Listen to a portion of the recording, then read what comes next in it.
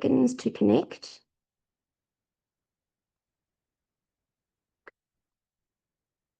Welcome. Good morning, everybody. Thank you so much for joining. My name is Lily Manoyam from SALO, the Southern African Liaison Office. On behalf of SALO, we're all very happy to have you here. We'll still have a few seconds of people connecting to the Zoom registration link. I wanted to let you all know that this meeting is being recorded and live streamed on Facebook, and then it will be uploaded onto the SALO YouTube channel. And to let you all know that in terms of the structure of the discussion, that everybody who's attending now will have a chance to participate and engage with the panelists in the last hour or so of the discussion. And so please remember to utilize the raise hand function during that. And we're very happy to have you all here. I'm going to hand over to my colleague Amahle Kibili, who's going to be saying some opening remarks. Thank you so much, and over to you. Good morning, everyone. My name is Amahle Kimbili, and I'm from SALO, the Southern African Liaison Office. On behalf of SALO, it is a great pleasure to welcome you all to this virtual public dialogue on the topic, South Africa's 4 G20 priority areas, the Africa and the world we want. Today's dialogue comes at a very important moment in global governance, as South Africa, the first African country to hold the G20 presidency, takes up this role under the bold and timely theme, solidarity, equality, and sustainability. This historic opportunity places Africa not at the periphery, but firmly at the center of global conversations on economic justice, resilience, and inclusive development. Aligned with this theme, the South African government has identified 4 key areas: strengthening disaster resilience and response, ensuring debt sustainability for low-income countries, mobilizing finance for a just energy transition, and for inclusive growth and sustainable development. These priorities reflect not only urgent continental needs, but also the broader aspirations of the Global South, including Africa, for a more just and equitable international system. We are especially honored today to be joined by a panel of experts who will present updates and reflections from various G20 engagement groups. From the T20, Dr. Philani Mthembu, Executive Director of the Institute for Global Dialogue. From the B20, Dr. Anthony Costam, Head of the B20 South Africa Secretariat. From the L20, Tanya van Meerlis, Head of COSATU's Policy Unit and Labour Market Policy Coordinator. From the W20, Dr. Sindiswam Zamo, President of the Circle for Global Business Women, and from the Y20, Murugeti Kwahela, Y20 South Africa 2025 co-chair. We will then hear responses from African stakeholders, Dr. Darlington Schumer, researcher at the Institute of International Affairs, and Dr. Claude Kabemba, Executive Director of the Southern African Resources Watch. This will then be followed by an open discussion that welcomes your active participation. Today's dialogue aims to provide a platform for African voices to shape the G20 process meaningfully. We hope this conversation will help strengthen collaboration across sectors and borders as we work towards a world that is not only more resilient, but also more just and inclusive. Thank you for joining us. I will now hand over to my colleague, Lwazi Somya, who will be chairing today's meeting. Thank you. Thank you so much, Amahle, for the great and short introduction to this meeting. And I would like to welcome you all to this exciting dialogue. We are 135 days ahead of the heads of state and government meeting that will be happening in South Africa, Johannesburg, as part of the G20 summits. As you know, a lot of engagements have been happening throughout the various engagement groups, centering the African continent as a key entry point towards the G20 processes, and how we can now collectively as Africans foster solidarity and combine with a unison voice with the realization of the emerging global discontent. So without taking much of your time, I would like to bring on the first speaker for today, Dr. Philani Mthembu, the Executive Director of the Institute for Global Governance and one of the T20 leads. Dr. Mthembu, I'd like for you to give us a brief update on the work of the T20, especially relating to these priority areas and some of the recommendations that have come up from the discussions within the T20 setup concerning these priority areas. I'd like to hand over to you. Over to you, Doc. No, thank you very much, colleagues. Thank you for the invitation and for creating this platform. What I'll do is just give a brief sort of overview of some of the engagements that the T20 has been involved in, how we've structured ourselves, how we've tried to ensure that this is indeed a G20 presidency that has a footprint and an intentional engagement with the African continent. And then I'll just give you a high-level overview of some of the recommendations that have emerged from this engagement group. The first thing is that what we've already done so far, we've sort of just obviously gone past the midway point of South Africa's G20 presidency. And in that time, we've hosted an inception conference right in the beginning of the year, which invited the overall T20 ecosystem. And in that, we've tried to be as inclusive as possible. So even though you have, yes, 3 think tanks that form part of the coordinators of the T20, we have been intentional about involving other think tanks in South Africa, universities in South Africa, but also very intentional about involving think tanks and universities from the African continent who form part of our advisory committee structures, and also, of course, within the broader G20 ecosystem.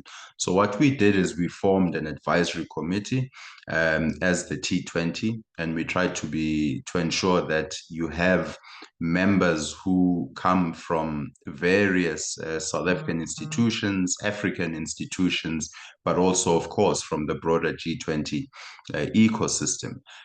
Following that inception conference, we also have put together what we called an Africa high-level dialogue.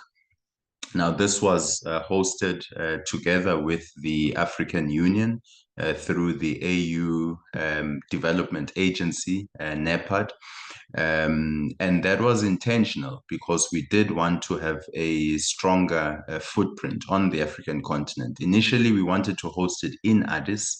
However, due to logistics, we hosted it in Pretoria, but invited think tanks from across the African continent to make policy recommendations that would also feed into the work of the T20.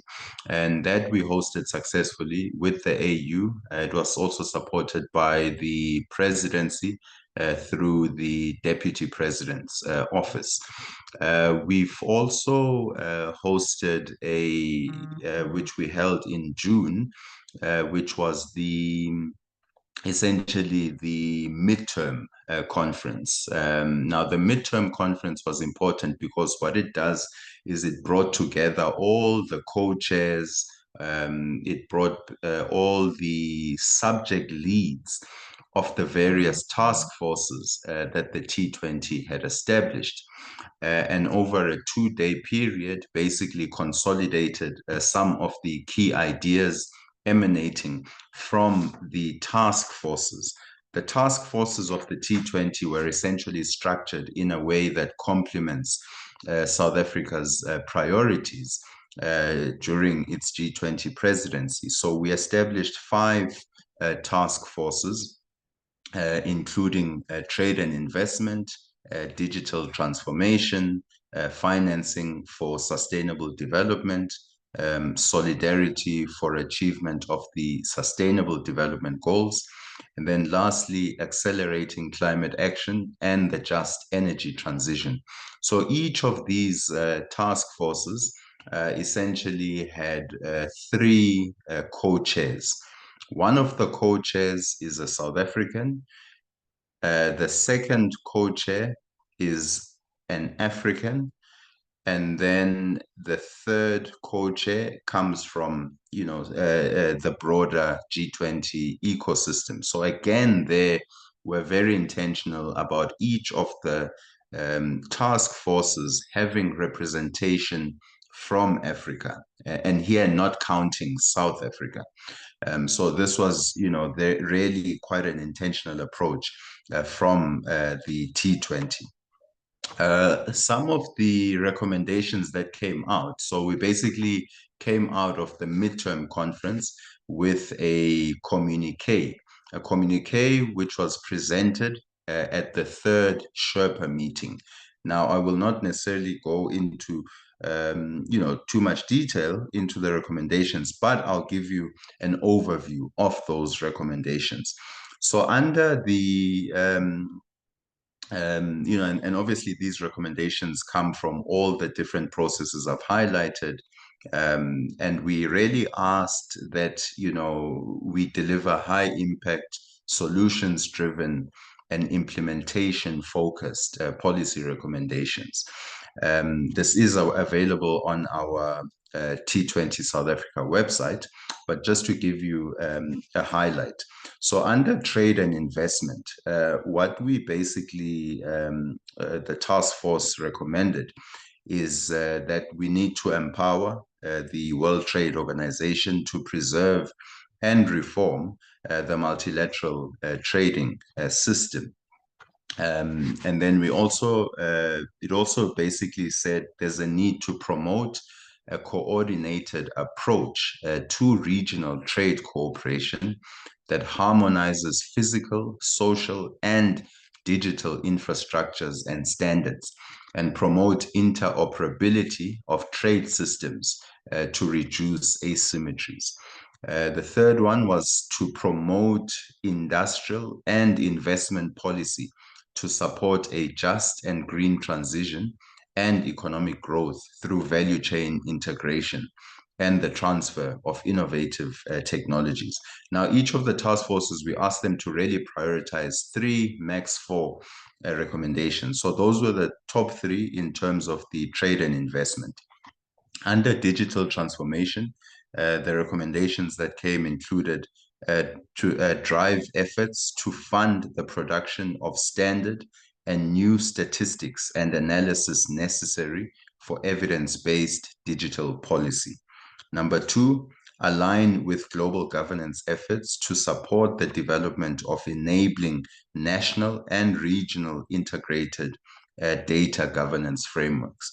And then 3, extend earlier G20 endorsements of the role of digital public infrastructure in development with commitments to ensuring a people-first and whole-of-society approach to digital public infrastructure and emerging technologies. Now, under the third task force, which was financing for sustainable development, the recommendations basically included facilitate the overhauling of the IMF's governance model, promote efforts to build a multi-currency international financial architecture, take actions to bring down the cost of capital, and then take proactive measures to enable predictable and fast debt resolution. Lastly, to expedite the work on the UN Framework Convention on International Tax Cooperation.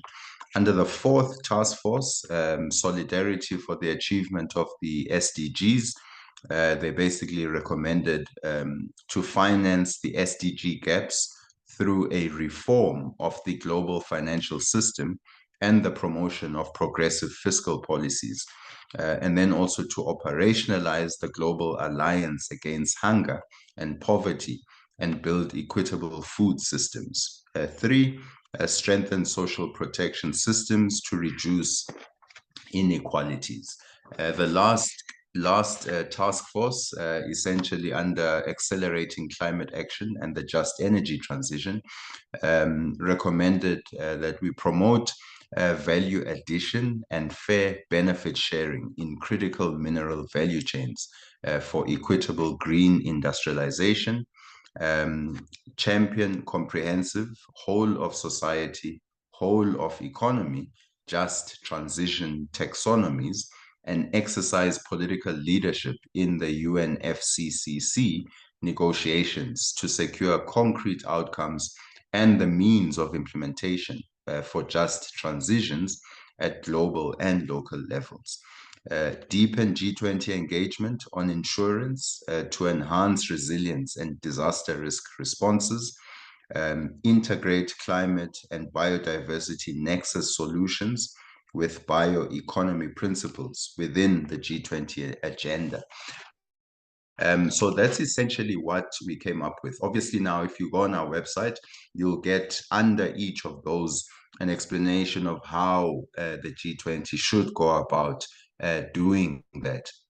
So you'll get a little bit more detail in that. So you can find, these recommendations on our website. But the last point is, an issue such as critical minerals under this engagement group was seen as a cross-cutting issue, an issue that affects digital transformation, that affects climate change and the just energy transition, trade and investment, and other development issues. And it was seen as an important issue to elevate during South Africa's G20 presidency, so that we move beyond an extractive model when it comes to critical minerals, but that Africa really reorganizes its place in the global value chains moving forward. So let me stop there. Thank you very much, colleagues.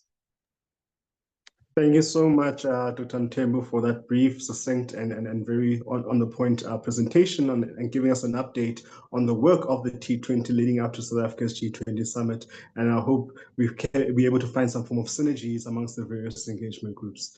I would like now to pass on the baton to Dr. Anthony Costa, head of the Secretariat for the B20, to explain what the B20 has been doing so far and some of the recommendations that have been emerging along with this dialogue process, especially concerning the African continent and the priority areas for the South African G20. Over to you, Dr. Costa.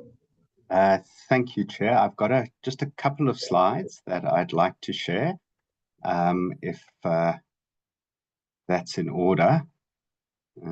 Sorry, I should have. Perfect. Thank you so much, Lily. Much appreciated. Wait, sorry, so would yes, you? Okay. Yeah, that's happy for you to do so. Thank you. Much easier. Great. So thank you, and always a pleasure to follow Dr. Mthembu. We had the privilege of attending the conference they held with the AU at the CSIR a couple of months ago, and it was really interesting to get the perspective on the work that the T20 is leading. And I think, in addition, the African perspective was enormously valuable. And I think the T20 has really led the way in terms of engaging with the rest of the continent through the AU. I'm going to talk similarly about the way in which the B20 is structured, where we are in our process, and some of our emerging recommendations.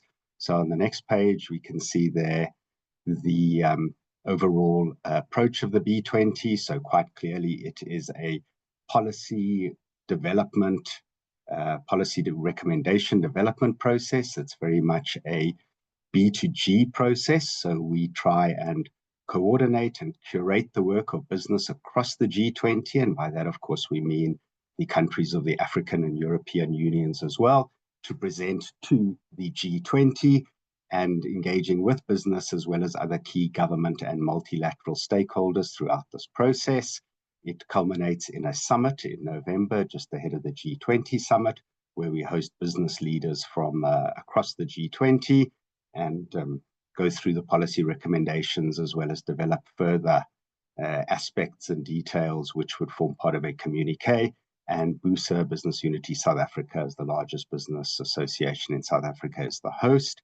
Our theme is inclusive growth and prosperity through global cooperation. So you will see it speaks to South Africa's G20 theme. It's not identical, but rather approaches these issues from a business perspective. And then 4 of our underlying core pillars focus on inclusive growth, human capital, industry reforms to build resilience through supply chains, and a cross-cutting theme of strengthening the role and involvement of women and SMEs in business. The next page will show you the task forces that really drive the process, and apologies if the screen is a little small. So as with the T20 and some of the other engagement groups, we have broadly subject-based task forces. So there are 8 of them. The first 7 are common to most of the B20s. Indeed, Brazil added the 7th on sustainable food systems and agriculture, which we have maintained. It's also one of the focuses of South Africa's G20 presidency, and we believe it's critical for the continent. We added an 8th task force on what we've titled Industrial Transformation and Innovation, and this speaks to effectively manufacturing, supply chain diversification, and local beneficiation. This is essential in an African context, as well as emerging markets generally, and also addresses in particular the challenge of employment. We felt that the other task forces weren't specifically focused on this particular aspect. It's worth mentioning as well that we have worked very closely with Brazil. The host there is CNI, and we effectively have a troika structure with Brazil, as well as the United States Chamber of Commerce, who are the next host of the B20 when we hand over at the end of the year. Each task force is chaired by a South African executive, a chairperson or CEO, or indeed an African one, representing firms with presence in the country as well as the continent and more broadly globally. They have co-chairs who are drawn from across the G20. We have a significant number of co-chairs. We probably have between 8 and 12 per task force. We've ensured that each one of them includes a chair from Brazil, as well as from the United States, to reflect the troika structure. We also have a co-chair from the rest of the continent, and indeed more than one in several of our task forces, and then try and ensure that there's some degree of representativity from key regional actors within the G20 framework. We also have a task force membership structure. So we opened applications earlier in the year. We have between 150 and just over 200 members per task force, drawn from effectively people involved with business from across the G20. We had to cap the number of South African participants at about 1/3 of the task force to ensure that we created space for others. We've also tried to ensure some degree of diversity, allowing for business size, level of participation, as well as a gender mix across the task forces. All of this work is, of course, virtual. We don't expect people to be traveling in person to South Africa to attend task force meetings every 6 weeks, but it's allowed us to run a process which we hope is interactive, relatively participatory, and also allows us to produce concrete outcomes. So following our launch in February, the formation of the task forces in March, we have completed the first and are now on the second draft of our task force papers. Each one should have probably around 2 or 3 recommendations. We're trying to focus on recommendations that are quite actionable, that we believe are implementable by the G20. Of course, all we can do is make recommendations. Ultimately, the G20 is responsible for deciding whether or not to adopt them, and indeed to then implement them through their various multilateral structures. We will conclude those within the next month and then formally hand them over at our midterm at the end of August or the beginning of September. And we will then have an ongoing advocacy or engagement process that you can see indicated there in the second half of the year. We conclude with the summit. It is the 18th to the 20th of November in Johannesburg, so a couple of days ahead of the G20 summit. And we will be opening a process for applications for invitations to that in the coming weeks. The last aspect from a process point of view is what are called legacy initiatives. So the B20 process in and of itself allows you to mobilize business not just across the G20, but indeed in South Africa and across the rest of the continent. So we are looking to try and implement some of the ideas and suggestions that emerge from this process through legacy initiatives. That is something that will obviously outlive the B20. We have legacy initiatives from previous B20s that we are custodians of and we are maintaining, and looking at developing South Africa's own particular legacy initiatives, which will continue into the next cycle. Some of those may be adopted by the United States and future hosts, whereas others will be South Africa specific and building on the energy and impetus through this process. The final slide gives an indication of our emerging themes. If we could just move to the last page, please. Great. So rather than try and look at the detailed recommendations across each task force, which are not final, and so we have yet to release those, which we'll do once we've handed them over to the G20 presidency. We have 5 core strategic themes: driving coordinated action to unlock capital for infrastructure development, public-private partnerships for scale and progress, and we believe South Africa has a particular form here. The partnership between government and business in recent years addressing our challenge, especially in energy and logistics, is illustrative and indeed instructive.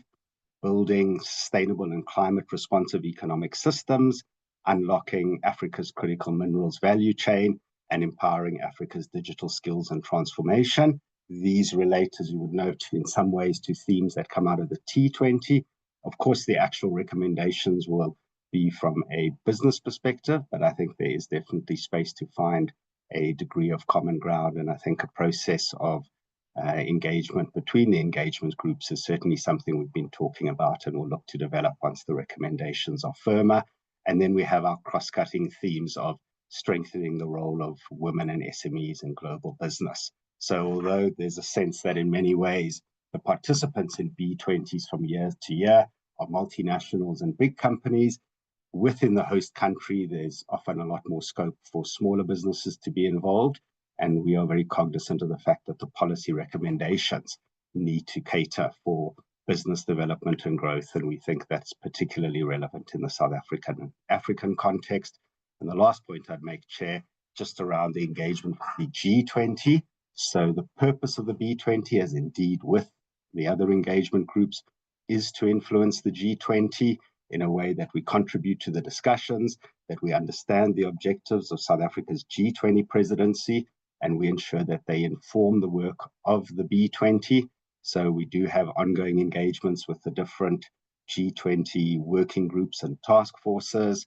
Of course, the G20 itself is a G2G process where business does not participate directly, but through opportunities such as side events, seminars, other hosted discussions, and particularly once our recommendations are final, that's something that will accelerate through until the summit in November.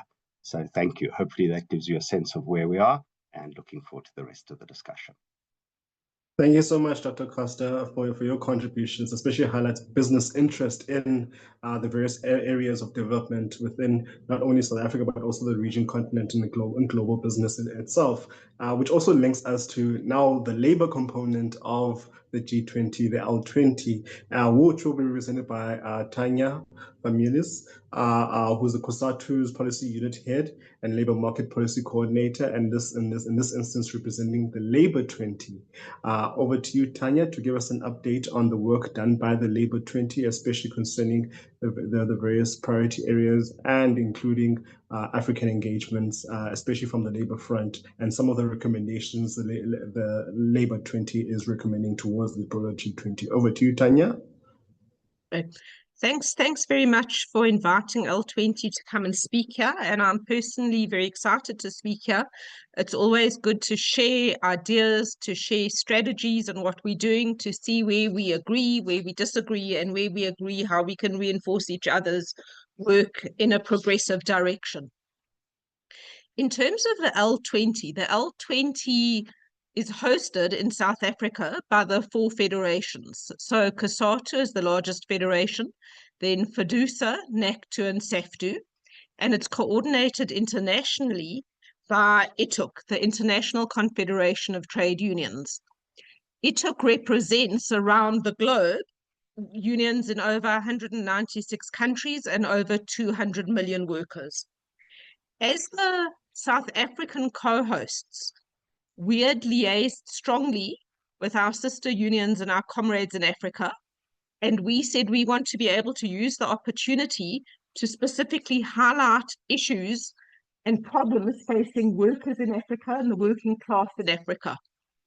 We've been able to pull that through in a number of ways, and I'm going to just give you a little bit of background on what L20 has done so far. The L20 has twinned its meetings together with the employment working groups.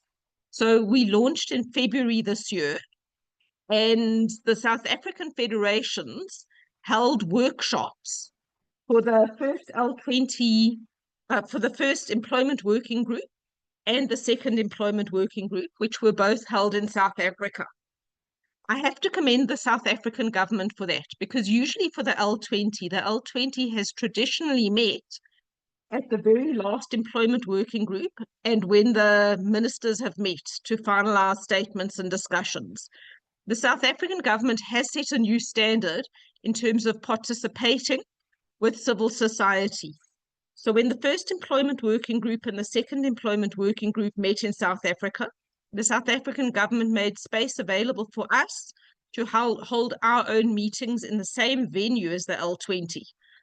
What we did as South African federations then is recognizing that people can't fly up and down for meetings all the time. Anthony had pointed to fiscal constraints and time constraints as well. We organized virtual link-ups for our L20 meetings. So we had large participation, specifically from other comrades in Africa, but then also the rest of the world.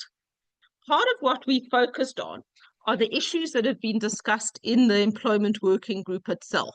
So the key themes there are inclusive growth and youth employment, social security and digitization for an inclusive future of work, gender equality in the workforce, and addressing inequality and the declining labor share of income.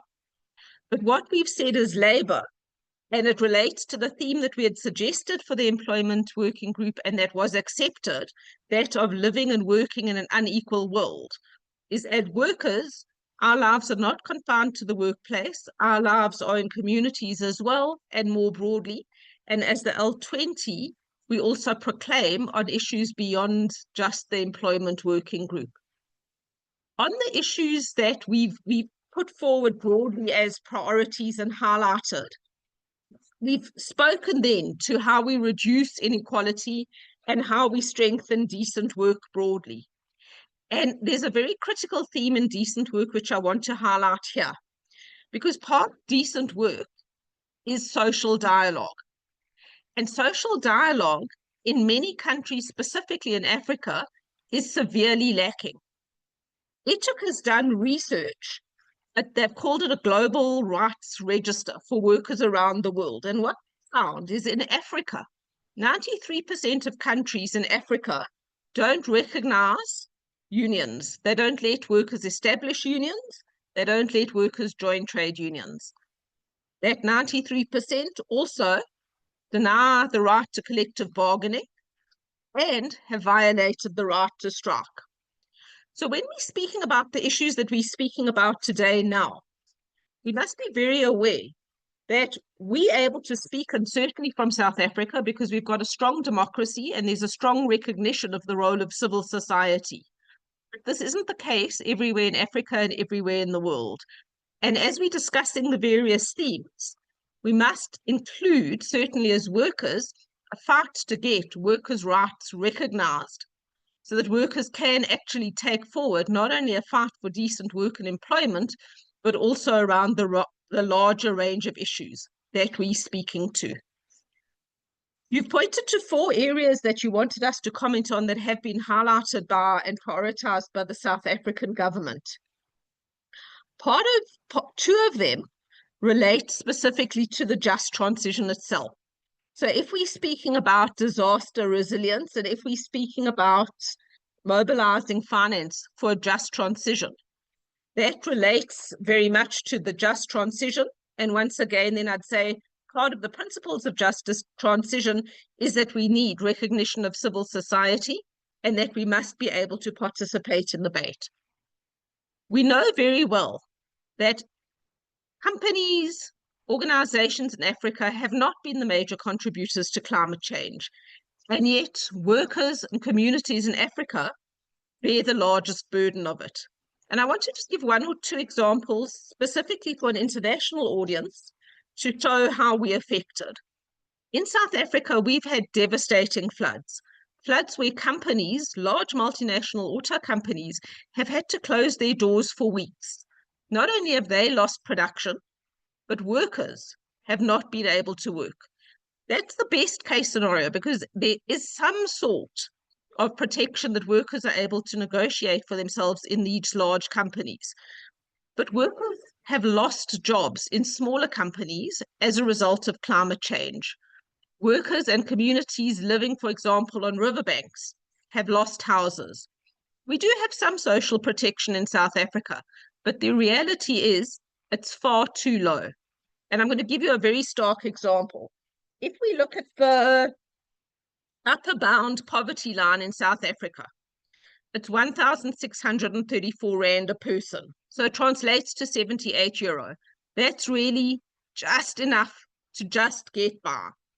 But our grants, there's the social relief of distress grant, is 370 Rand a month, which translates into 17 euros, almost 18 euros a month for a person.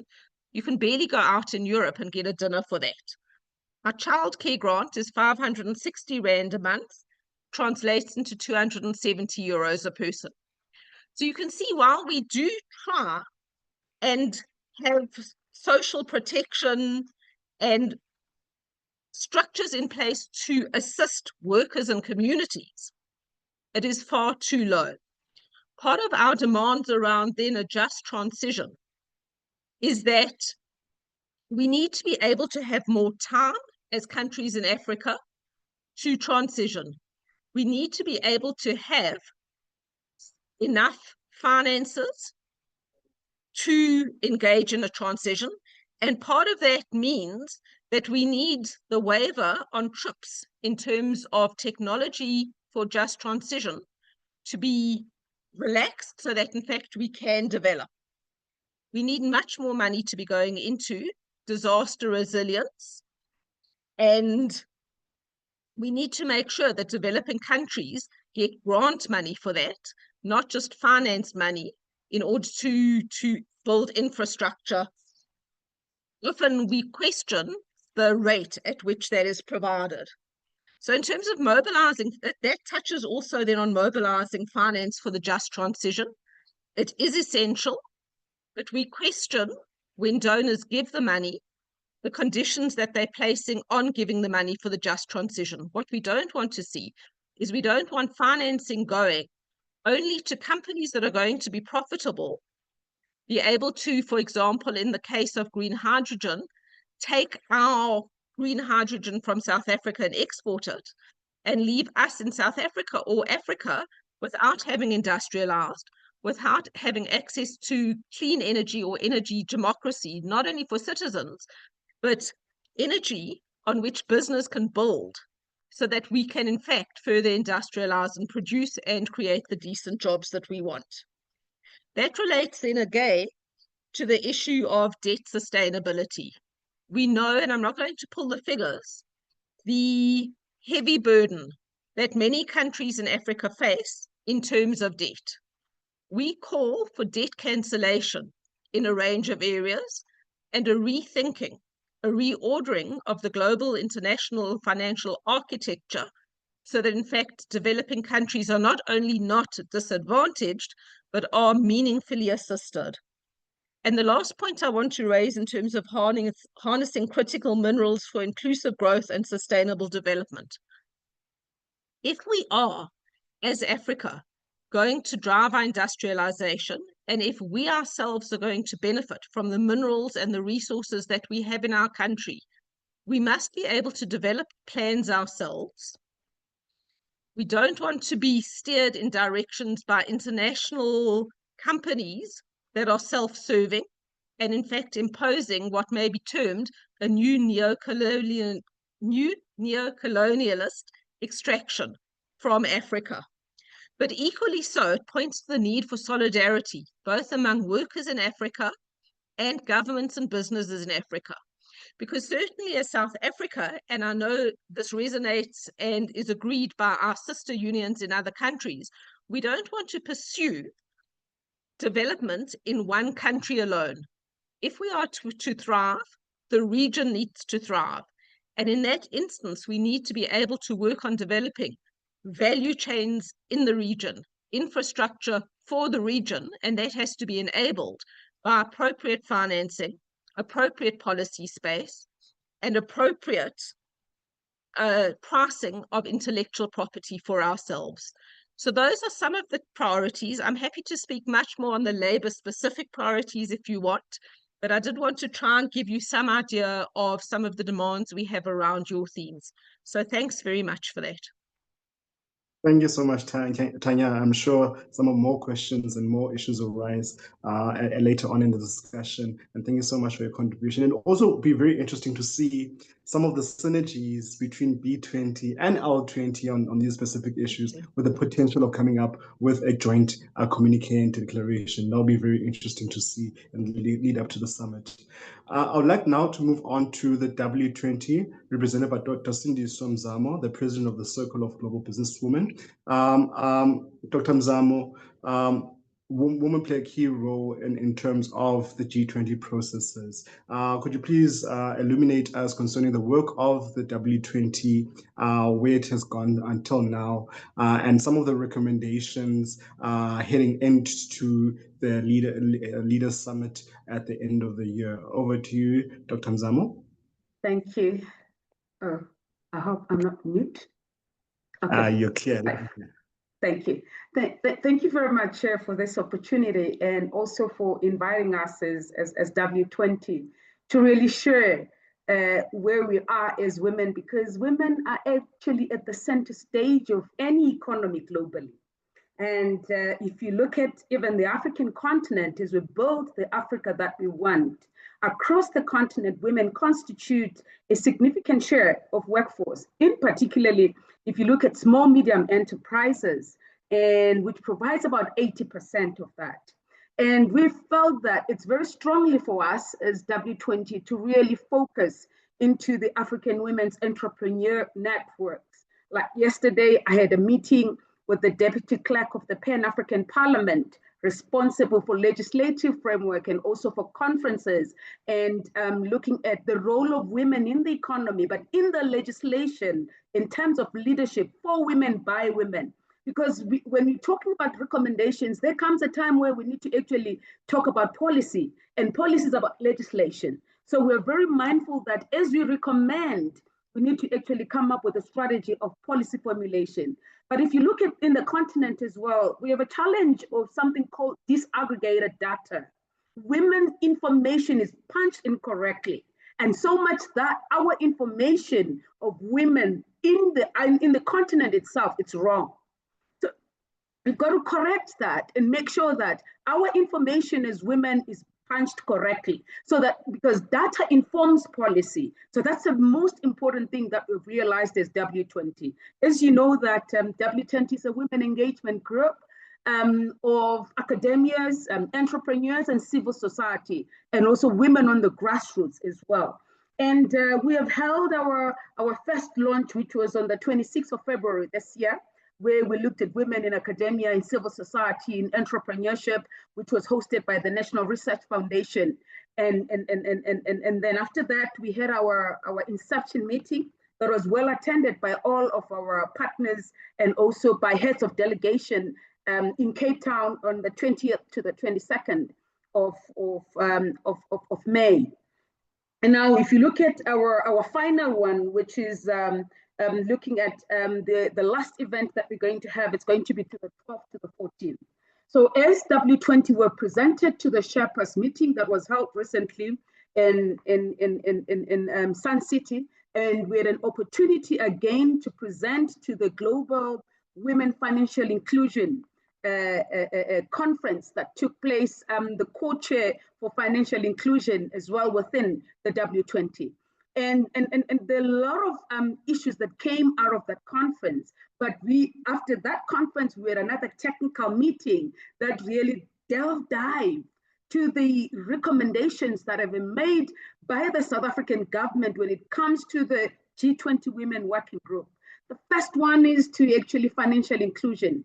The second one is gender-based violence. And the third one is the K economy, which is the most important economy that we are actually looking at as W20. If we can concentrate on the K economy, we're really talking about by 2035, we'll have 300 million jobs globally that we've created on behalf of women. So we are very mindful on the presentations, like what my colleagues are saying, that it's recommendations to our leaders, and we're hoping that what we recommend is going to actually happen. And it's our hope as well as women, so that we'll be able to actually move and advance faster. Now, if you look at what our dearest sister has said from COSATU, debt cancellation is one of the most powerful tools for African economies. And because it affects the investment in health and education, and women becomes disadvantaged in those sectors. So we feel very strongly on the issue of debt cancellation in Africa, so that women can be empowered through health systems and through education systems. But if you look at our recommendations, I'll just do a high level of those recommendations. We want to reduce gender gap in employment by 35% by 2035, and also reduce the gender pay gap in employment by 35% in 2035, and also reduce the unpaid care gap by 35% in 2035. And I think for us, this is very important because we're looking at the global scale. And now, if you look at our strategies moving forward in terms of our recommendation, we want to catalyze women entrepreneurship so that we activate that 6% return on investments, and then it can be actually calculated to about 5 trillion USD by driving women economic empowerment and entrepreneurship globally. And now we need to close the digital gap. We can't talk about empowering women, and yet we still have a very wide gap of digital gap. So these are our recommendations to our heads of state. And also at the same time, how do we do that? We need to actually make sure that we concentrate on STEM programs, because these are critical. Because once you empower young girls, whilst they are young, it's easy for us to actually concentrate on that strategy and the global AI and global equality. Yesterday, we were just discussing at the Pan-African Parliament. To be frank and honest with you, Africa is not the creator of the content of artificial intelligence. We are consumers. And we're gonna have to be mindful for that, so that we don't continue saying AI, and we don't own it as Africans.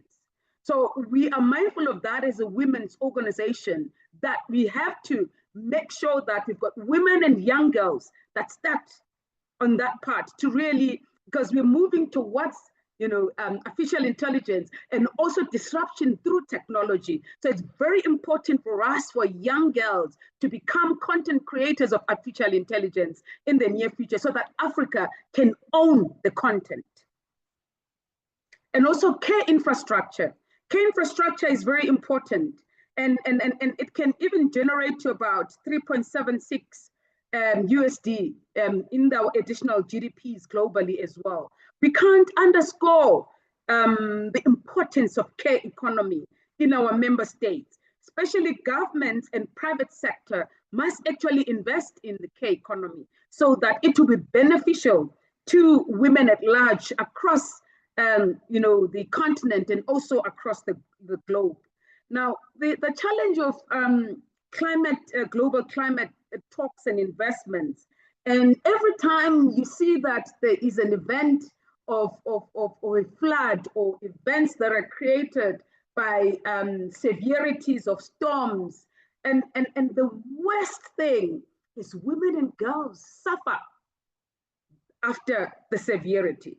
So we are actually pushing the understanding and the management of disaster and risk mitigation, so that governments and even private sector, we must not always have an aftercare, but let's come up with risk mitigating strategies that will actually combat climate change in our communities, so that still women and girls will be safe in our communities. And health equity also is one of the most powerful tools. Public health is really important in our societies. Remember, you can't lead a nation that is not healthy. So it's very important to actually concentrate on the system of health equity for women and girls and generate close to about 1 trillion USD, economically so. And these are some of our recommendations that we're really very strongly about. And also with the gender-based violence and femicide, we need to strengthen protection of the victims and make sure that there's an inclusivity strategy of really making sure that any perpetrator on gender-based violence must get a harsher sentence. I'm sure you have seen in different platforms where during the 16 days of activism, we still have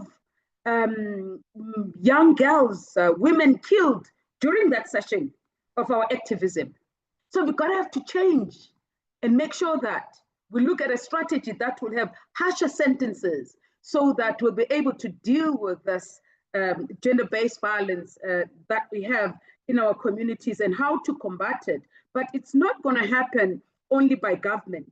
We need to have a strategy where collaboration between private sector and government and communities, because at times GBV happens in a private place. So family units, they become important. How do you strengthen a family unit, empower a family unit to be able to disclose such issues and make sure that we have a strategy that would actually protect anyone that is violated in terms of our gender-based violence.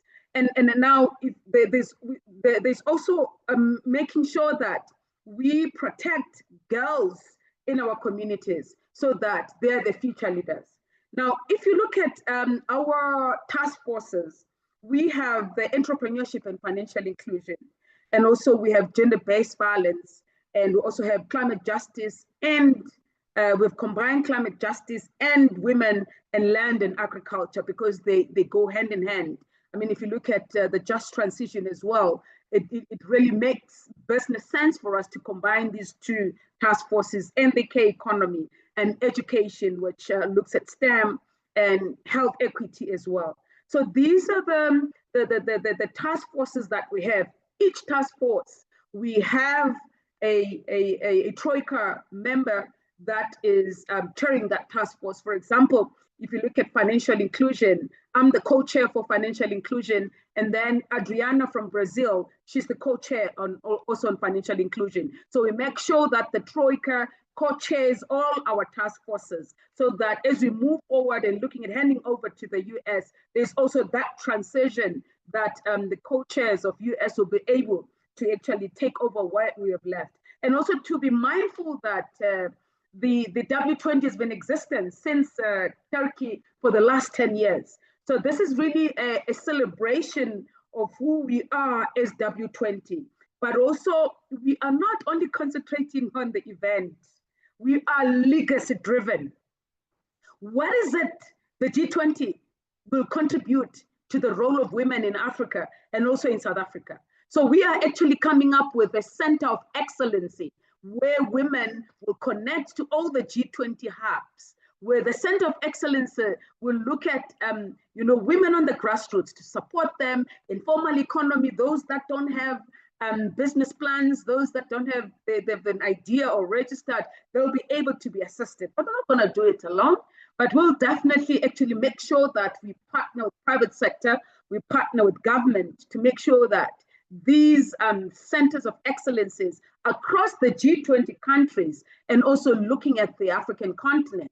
We have actually reached out to the African Union Chief Directorate of Youth and Women, and making sure that whatever we are doing, we have a strategy moving forward.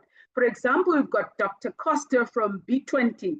We have already reached out to B20. So we are literally in partnership with the G20. Some of our women in the W20, they're actually now serving on different task forces of the B20. So this is the collaboration that we're talking about. And even the Y20, we have researchers, young researchers, that we've deployed in different committees within W20 to assist us now, because we are done with the recommendations. Now we're coming with the policy formulation. So we have gone to W20 and cyber to actually assist us to make sure that our recommendations that we have recommended, we need to actually make sure that we put the policy formulations in front. And this is who we are as W20. We believe in effective leadership. We believe in collaboration. We believe in working together. We believe in showcasing the excellency of Africa. And I want to steal a motto from Standard Bank. It says, Africa is our home. We drive her growth. What do we mean about that? That's very important. When you drive growth, you're talking about infrastructure in Africa. When you drive growth, you're talking about making sure that sustainability of the economy of the African continent through a viable network of women is thriving. So this is where we are going as W20. And thank you very much for inviting us to share our thoughts, to share where we are, and looking forward to our legacy projects after the summit. And looking forward working with you. And thank you very much for the platform.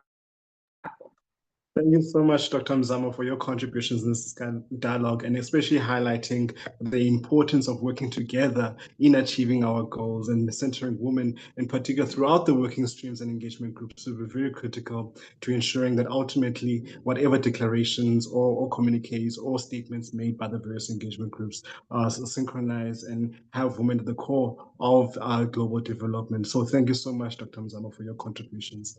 I would like to move on to Moketsi Kauhela, who is the Y20 South Africa co-chair. As we understand, the youth play a critical role in shaping the future of these multilateral institutions along with the global agenda itself. So I'd like to hear from Moketsi, what has been the progress made so far by the Y20 in terms of its G20 engagement processes? What are some of the recommendations emerging from these consultations and discussions and dialogues that the Y20 is hosting? And what is the future roadmap going forward? Over to you, Moketsi. Thank you so much, Program Director. Just to confirm if you can hear me. You're loud and clear. Thank you so much. Good morning, colleagues, and thank you very much to SALO for the opportunity.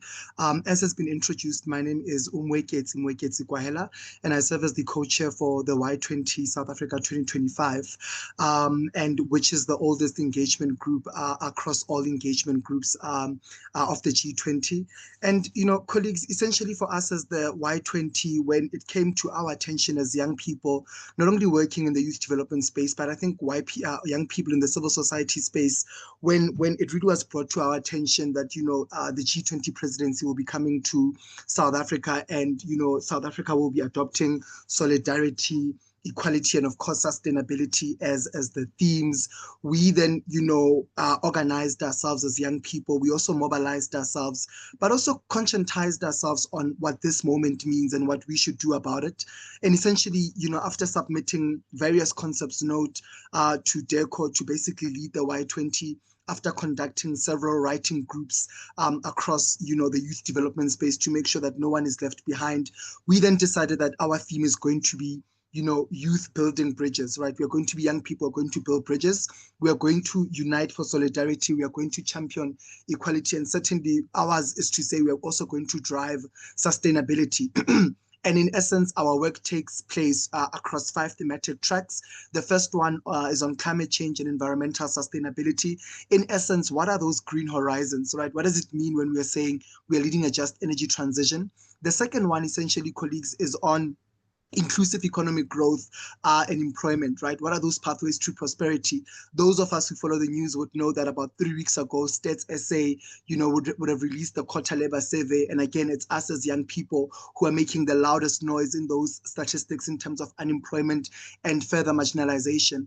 And then the third thematic track where, we are doing our work in terms of the negotiations is on AI, digital innovation, education, and the future of work. Essentially, what are those key competency skills we need to equip ourselves with as young people, but also for the next generation as well as it relates to AI. But also important to flag here is that what are those ethical considerations of AI, given that we know that AI has provided, it has its pros, but also, its disadvantages. And one of them that has been highlighted, especially in our G20 roadshows in universities, is professors, and lecturers complaining about the ways in which students are using, AI unethically to submit their work, right? The fourth thematic track that we are focusing on as the youth engagement group of the G20 is on meaningful youth engagement and reforming multilateral organizations for a just future. Our young people are hungry for opportunities, particularly in multilateral organizations, whether it is the various UN agencies or, of course, the African Union and the various agencies they have, and of course the Pan-African Parliament that is headquartered in our country, South Africa. Young people are saying we want to be involved, but oftentimes we find that the space does not enable for us to meaningfully participate. The last thematic track, colleagues, that we are negotiating under is on inclusive social development and fighting inequality. And there we are really committed as Y20 to say we are leaving no one behind. And that is where we're also addressing issues of, gender, LGBTQI+, and all those things, right? Now, we've also said our work will take two parallel processes, right? So we have our negotiations began about 2 to 3 months ago with our international counterparts in the G20 member states. So all the G20 member states had communicated to us their 5 delegates per thematic track, right? So in essence, we've been negotiating there, trying to find, areas of, consensus that have potential for negotiation, but also areas of divergence, but also what are those cross-cutting themes? And already now we are seeing the ways in which, in terms of areas of divergence, we can't agree even as young people on issues, or rather on the languaging around gender, LGBTQI plus human rights and all those things. And of course, I'm raising this given that there's also some anxiety that we've also picked up as a Y20 negotiation process as we are looking, as we are working towards our main summit in August, but also in November, as we will be handing over to the incoming presidency, the United States, right?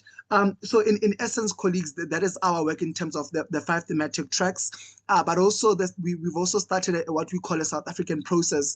So yes, the Y20 is the oldest engagement group in the G20 across the engagement groups, but also it's been an exclusive space, right, where it will only be the young people who perhaps have working relations with DECO, perhaps also with institutions that do multilateral work like your SIRES and them, that will get afforded these opportunities. And we've committed ourselves as this Y20 that we are going to be the inclusive Y20 as yet, right?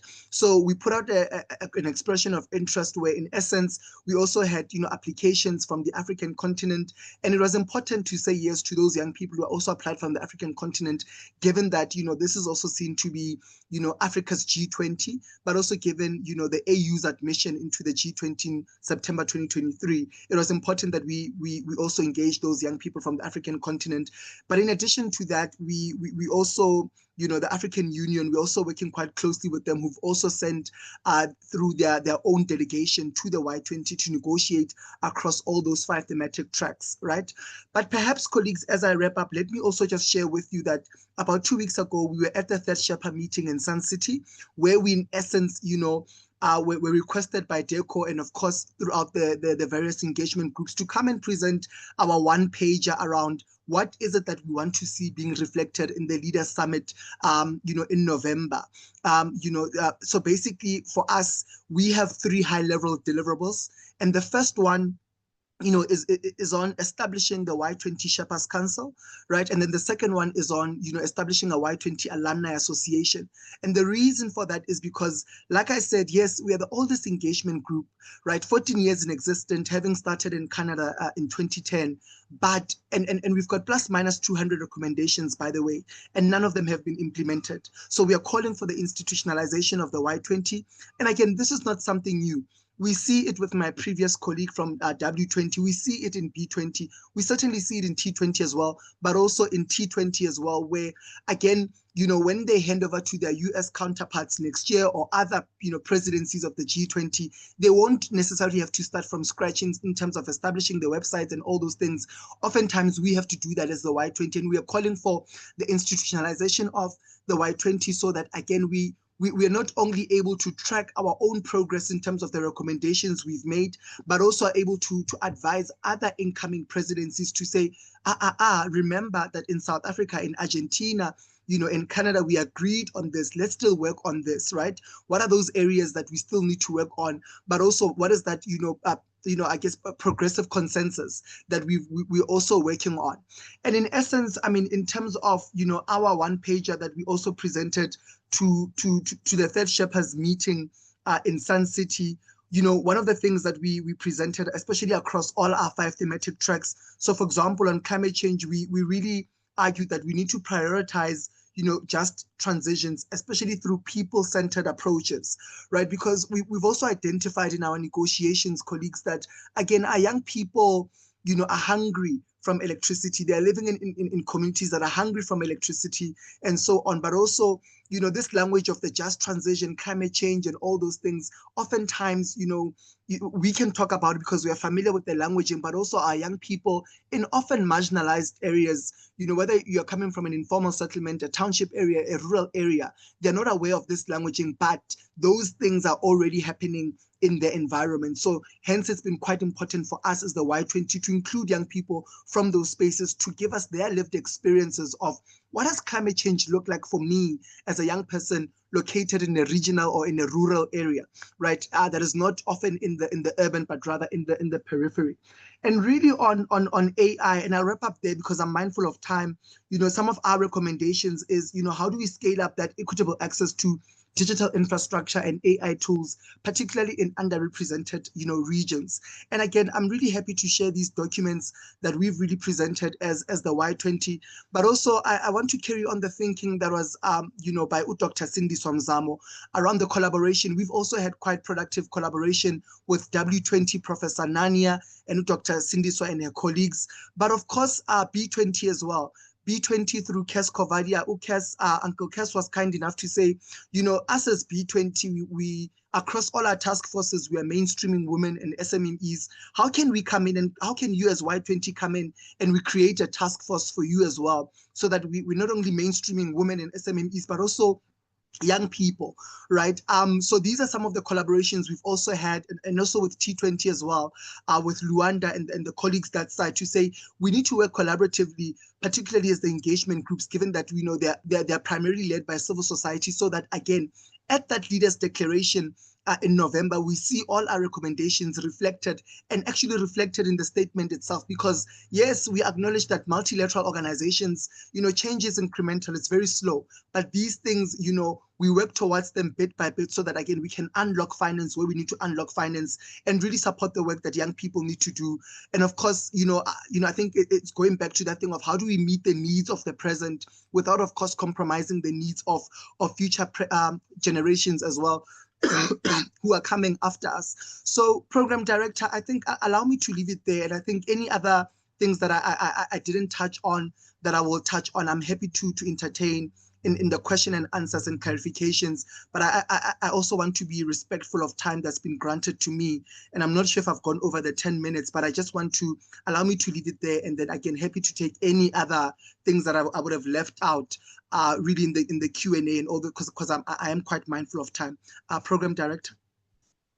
Thank you so much, Moketsu, for your contributions, and thank you for actually logging on. I understand there were technological troubles there, but thank you so much for your contributions, especially of young people in this discussion. As we know, young people hold the center in terms of the future development of our country, but we need to start now in order to uplift them and upskill them, and especially as a fellow young person itself, myself, in order to ensure a more brighter future, not only for South Africa, but the continent and the international community. I would now like to move on to our respondents. I would like to start off with Dr. Darlington Chuma, who's a researcher at the Instituto Affari Internazionali, for your response concerning Africa's perspective towards the G20, and especially concerning the priority areas and what Africa wants in these areas. Over to you, Dr. Darlington Chuma. Thank you so much, Chair, and good morning to my fellow panelists and everyone in the room. I think we're extremely privileged to be able to join you. I represent the Instituto Affari International in Rome, where I think where we've been extremely privileged to follow activities leading to the G20, and also to coordinate work around research and also policy dialogues with the European member states, the European Union, and also the G7 group. So I think just to go into the presentation, then I think South Africa's G20 presidency rather comes at a comes at a profound time of global uncertainty, but also, like has been highlighted by colleagues on the panel, that it also presents a lot of opportunity. The chosen theme itself on solidarity, equality, and sustainability resonates in many ways with the continental development aspirations expressed through or framed through the Agendas 2030 as well as Agenda 2063. So in just to respond, like to the 5 priority areas, especially from the work that we do as a think tank, as also as a research entity. The first, when it concerns strengthening disaster resilience and response. So Africa, for instance, bears a disproportionate share of climate-related disasters, despite contributing less than 4% of global carbon emissions. Between 2019 and 2022, over 70 million Africans were affected by floods, droughts, and all manner of problems. And then the African continent also loses between $7 to $15 billion annually to climate-related disasters, and this is projected to rise up, up to, I think the conservative projections are by 50 billion by 2030. This is like 5 years from today. So without obviously urgent interventions, there's a possibility that will continue to sort of like face these challenges, and that climate development, climate financing itself is also the other challenges that is also crowding out development finance, which creates a rather uncomfortable situation where African countries in most cases have to choose between, prioritized development of finance, whereas, the two are actually intertwined in so many ways. Are connected. So from where we stand and the work that we've been doing, particularly from an advocacy and policy dialogue, is to encourage European member states as well as like interactions within the G27 to support Africa-led climate adaptation efforts, including recapitalizing the African risk capacity development, and also bringing connections between development finance and climate financing, because projections are that the financing gap that is needed for climate adaptation and also development is about $195 billion a year, and this leading to 2030. So this is a huge financing gap that is needed to close the SDG gap in Africa. And then when talking about debt sustainability and low income, debt sustainability issues in low income countries, the first concern is that majority of developing countries are increasingly or disproportionately overburdened by growing debt, and the need to reform the global financial architecture has never been more urgent. About 3.3 billion people today live in countries that spend more on debt servicing than they invest in health, education, and social protection. So from where we stand as an institute, this is a very big challenge. And also, according to the United Nations Development Agency, African countries debt has increased by 183% since 2010. This is nearly 4 times more than the economic growth rate over the same period. So some of the work that we're doing as an institute is to bring discussions to and working out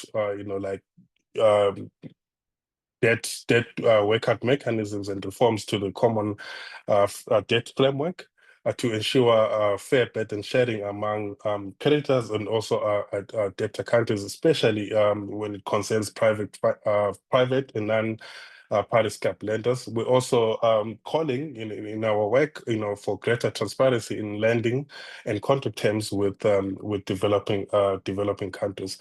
And then on the financing for a just energy transition, I mean, the work that we do, already I think about 600 million people on the African continent do not have access to energy, and about 900 million people do not have access to clean cooking technologies or solutions. Yet Africa, receives less than 3% of global energy transition investment. And we see this as both a challenge, but also an opportunity. And also, we in our work, we are calling for a just energy transition that must recognize the differentiated starting points of different countries, and then seeing how we can developed countries in particular can support emerging countries with issues around green transition, and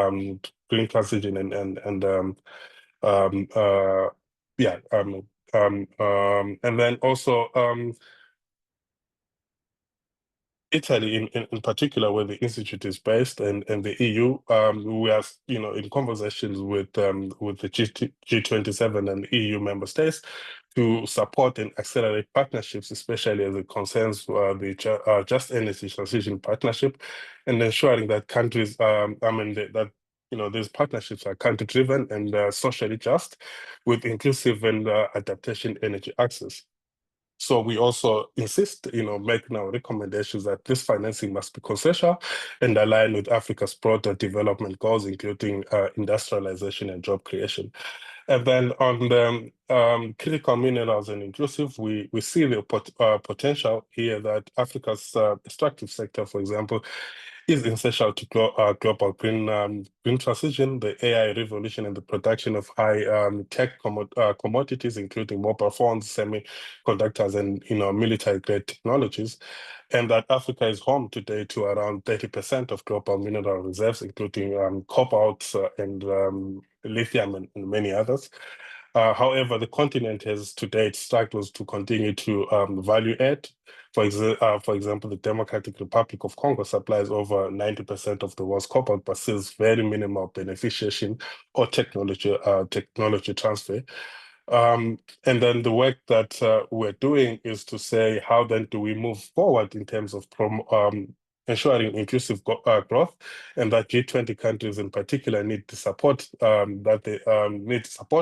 to develop value chains, and also through investment in processing capacity and transparent supply partnerships and regional harmonization of mining and environmental standards.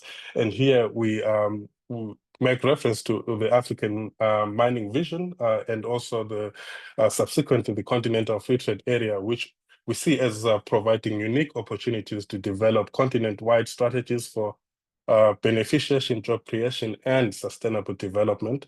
And then within that framework, we are also looking at ways in which the EU and other multilateral, sort of agencies can help or support, the development of or support domestic resource mobilization on the African continent. And here we have low-hanging fruits that we see as essential in doing this, and this includes digitization and modernizing tech systems, and also deploying technology for more efficient and targeted investment of resources and allocation of very scarce resources. So these are some this is some of the work that we've been doing as an institute around these 4 key areas that South Africa is prioritizing for its G40. And then maybe just to conclude here, so South Africa's G20 presidency is obviously a historic opportunity to recenter African voices in global decision making. And right almost at the midpoint of South Africa's G20, some concerns that we've brought and that we continue to bring in our discussions is what happens, when South Africa eventually hands over, this G27 presidency to the United States sometime in November, and what are some of the mechanisms that exist to ensure that the work done by South Africa will be carried over by the US. I mean, we've had a discussion here, and colleagues on the panel have been talking about, institutionalization of, like the T20, the Y20, and so these are progressive initiatives. But then, how then do we make sure that the work that has been done here continues, given especially, criticism of South Africa's G20 by some, senior staffers in the US administration, and that they've shown, I think, very strong contempt for some of South Africa's, particularly its thing. So, in brief, these are some of the issues that we continue to bring to the discussion, with our partners. And the people that we engage with in Europe and also in Africa. So I think in brief, that's what I have to say. So thank you. Over to you, Shane. Thank you so much, Dr. Chuma, for your contributions and enlightening us concerning the work that your organization does in linking the various area groups towards Africa's agenda towards this G20 summit. I would like to move on to Dr. Claude Kabemba, the Executive Director of Southern Africa Resource Watch, on your perspective, from the Southern African perspective, on South Africa's G20 priorities, and along with the work done by the engagement groups. Over to you, Dr. Kabemba.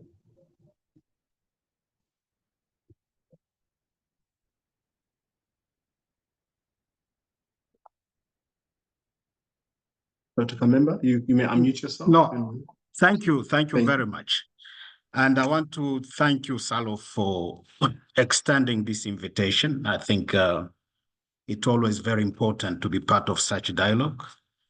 It is also very encouraging to hear about the progress that the different task groups are making toward the contributing positively to the coming G20 summit in Johannesburg.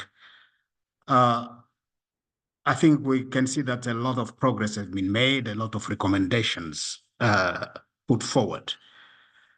The Southern Africa Resource Watch, in fact, is part of the task force on accelerating climate action and energy transition. You will understand my inclination toward this work of this task force as I put my point forward. For those who do not know the Southern Africa Resource Watch, we are an African outfit. We invest specifically in promoting good governance of natural resources, minerals, oil, gas, fisheries, and forestry. We are very much interested in this discussion is how Africa can turn the opportunity brought about by the energy transition to change its relations with its mineral resources. I will ask more questions than provide answers, or more conceptual answers to this debate. My sense is that we might want to ask ourselves difficult questions about the G20 and what we really need out of it and how we can position Africa to fully benefit for such a multilateralism group. And I've been thinking as I listen to the panelists, and one of the things I wanted to hear, and I still want to hear as we prepare for the coming summit, is has the G20 been useful and effective in resolving Africans' challenges? And some of those challenges are part of the type of solution that have been proposed. Our marginalization in global affairs, the issue of our poverty, inequality, unemployment of the youth. Our education system across the continent remains quite very poor. Our poor health system, we can't feed our people, there's food insecurity, and poor access to digital information technology. I'm asking myself, as we go to G20 here in South Africa, has the G20 been useful so far? If it has not been, with some of this recommendation we are putting forward, what guarantee do we have that it will turn out positively for us? I think it's an important question that we need to ask, because my sense is that sometimes we enter into this type of forums and discussion for years and years, and nothing happens structurally, change to the lives of Africans. And the second question for me, and I think as we go forward, which I think we need to start to integrate and raise, is how the G20 helps us finding solutions to our internal problems. Internal problems that hinder our development and growth. I've asked this question because it seems to me that we invest more effort in engaging this big forum, the G20, the BRICS, and so on, without engaging ourselves to find solution to our own problems, working together as Africans. And most of the time, when you look at some of our initiatives as African initiatives, we don't invest a lot of energy and resources and time to think as we are doing it now with the G20. How do we find solution to our own problems that hinder this, the challenge, that create problem of conflict, problem of corruption, problem of poor leadership? For me, these are fundamental challenges that hinder our development and that hinder our growth. And I think they are even more problematic to us than our marginalization in the global system. Because if we resolve some of these internal problems, we start to resolve our integration in the global system. And my sense is that the T20, the B20, the L20, the Youth 20 must, as we push for recommendation, that we remind ourselves, and we remind our leaders that the solution from African problems are internal first, not external. While we seek support, either financial, technological, from the rest of the world and from the G20, much work needs to be done at home front. And I would like us to integrate some of these recommendations to our leaders. But as we seek this support and we seek to structurally transform the global system, we need to invest much more on transforming ourselves. And I think there is a problem, there is a weakness at that level. And I found it quite contradictory that while we need to first and foremost resolve our internal problem, we are seeking to resolve the outside, which uses our weaknesses to really control us. And the third question that I want to ask, and I think it's an important one, is the G20 relevant for Africa in the current system? And I think the G20 is taking place, and this particular summit coming place at the time when we are experiencing unprecedented global upheavals brought by increased threat of climate change. And remember, we've got the UNCCA, the Paris Agreement, the COP. We are seeing increased global insecurity, the war in Ukraine, the war in Iran, in Israel, the trade wars, in Africa, Sudan, the Democratic Republic of Congo, threat quite everywhere. And increased digital transformation that leaves some of part of the world outside those changes, and the really increased inequalities between countries and within countries. My sense is that the four pillars that we are for this coming summit does address these things, but the contradiction when you see when you look at what we are witnessing, I want to say, is the changing character of multilateralism. And that's why I'm asking this question, the G20 still relevant? We are seeing the erosion of liberal international order. Since Trump in 2016, and in second term now, this liberal international order is really eroding very fast. And it's accompanied, my sense, with the decline of the American leadership, the retreat of Trump from a number of these multilateral platforms.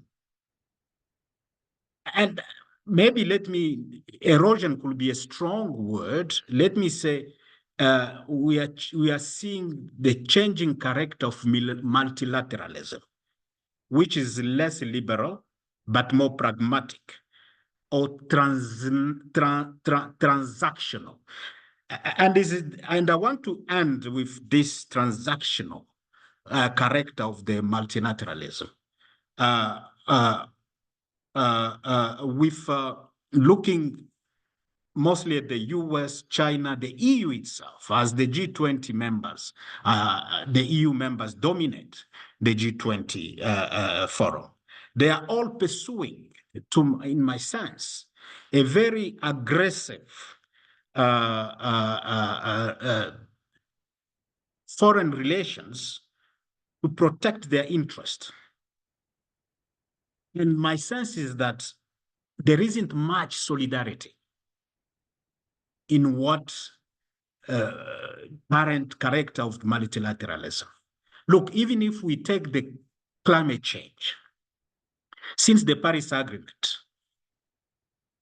the commitment by industrialized world countries, which include the G20, to support Africa with 100 billion a year to deal with climate change. Since 2009, nothing has happened. Very little has come the way of Africa. Last COP, that 100 million was increased to 300 billion. And I don't think it will ever come. And look at the war in the DRC, the US mineral for security collaboration or cooperation, which really is suggesting to me that instead of pushing for a democratic transition, a democratic consolidation of democracy and good governance in the DRC, we are seeing instead an approach that wants to capture resources for dominance. You take even the EU, some of the G20 countries, the EU itself, pursuing bilateral agreement with countries instead of helping these countries to integrate and become a powerful force that can negotiate, that can interact with the rest of the world. So I've raised those questions, and I want to think that the transactional nature of relations today, and which I think would continue in the foreseeable future, will be around the control and access of critical minerals. And I think everything that we've discussed and what colleagues have put forward, either domestic resource mobilization, dealing with debt, investing in food security, investing in digital information technology, Africa will need to have finances. And I don't think that we'll ever have finances from outside, but our comparative advantage is our critical minerals. It's only the thing we can sell to the rest of the world, and I think we need to focus on it. And I believe that the coming summit, everything will be around the critical minerals. And I want to agree with those who have said that, indeed, this will be the case. These critical minerals are needed for a sustainable shift away from a high carbon economy to powered by fossil fuels, to a zero carbon economy powered by renewable energy. And we need these critical minerals for the manufacturing of green technology. Now, the question that is important here is that we are a continent of 1.4 billion people. If there is a continent that is going to need renewable energy, that is going to need access to energy, as you know, over 600 million don't have access to energy on the African continent. So we are more in need for renewable energy than any other continent. And if there are a continent that needs these critical minerals to be renewable energy is the African continent. The fact that we have an abundance of critical minerals, it's an opportunity and advantage that we can use.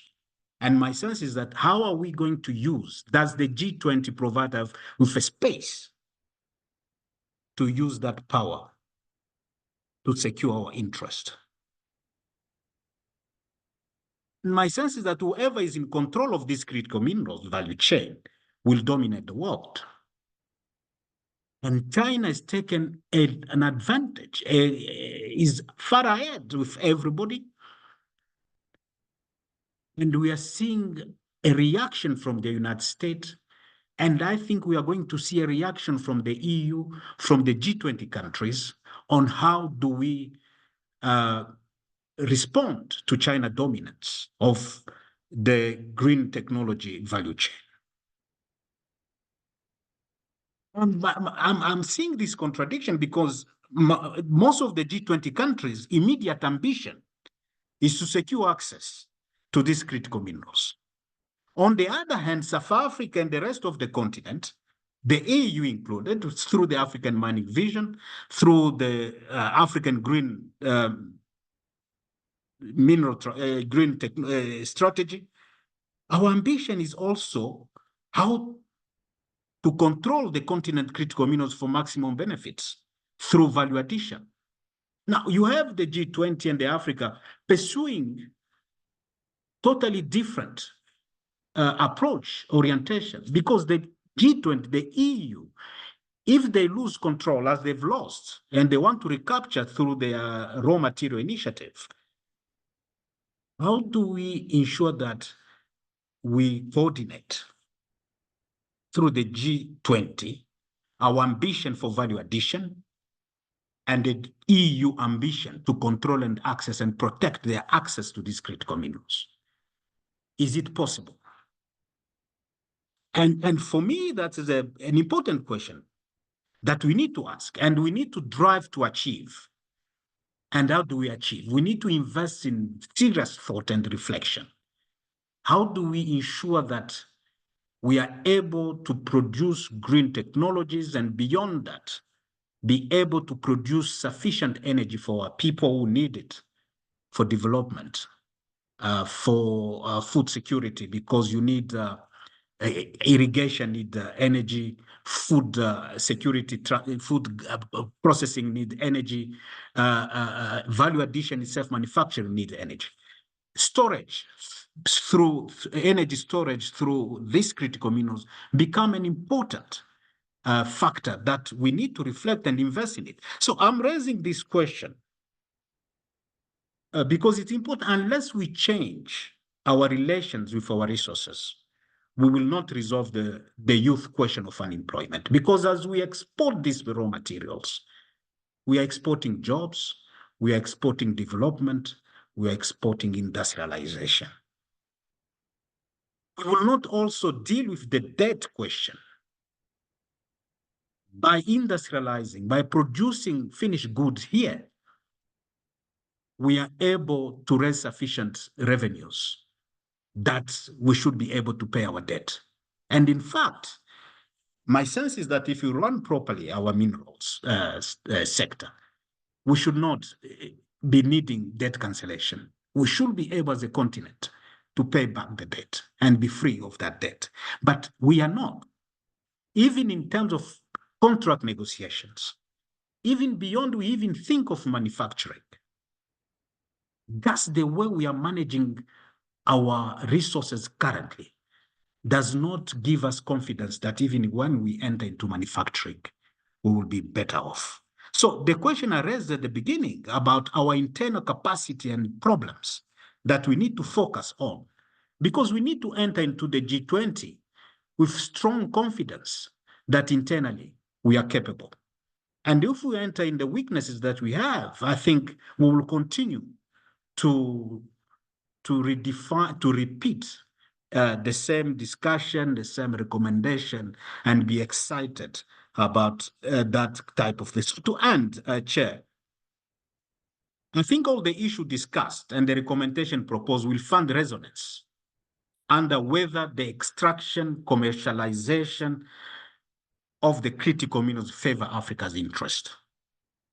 And the key question is, can the G20 support Africa ambitions for resource industrialization? And I think we need to take that. So when I appreciate the solution proposed, I'm worried about the lack of accountability and implementation of commitment by the G20. How do we turn the G20 into an accountable structure? The just transition that many have spoken about, the question for me is, can we achieve a just transition under a global capitalist system which is intrinsically unjust? It seems to me that we are not in a just world. How do we even project a just energy transition in a system that is unjust? It seems to me we need to transform the global system itself, because before we even start to speak about just transition. And how do we achieve that? I want to argue that Africa will not change the global architecture through solidarity alone. Solidarity has to be backed by our capacity to project power. And the question I have is, where is this power? Where does this power lies? Thank you, Chair. I really appreciate it. Sorry if I was a bit long. Thank you so much, Dr. Kabemba. You actually highlight a very, very important point, especially in our discourse around critical minerals.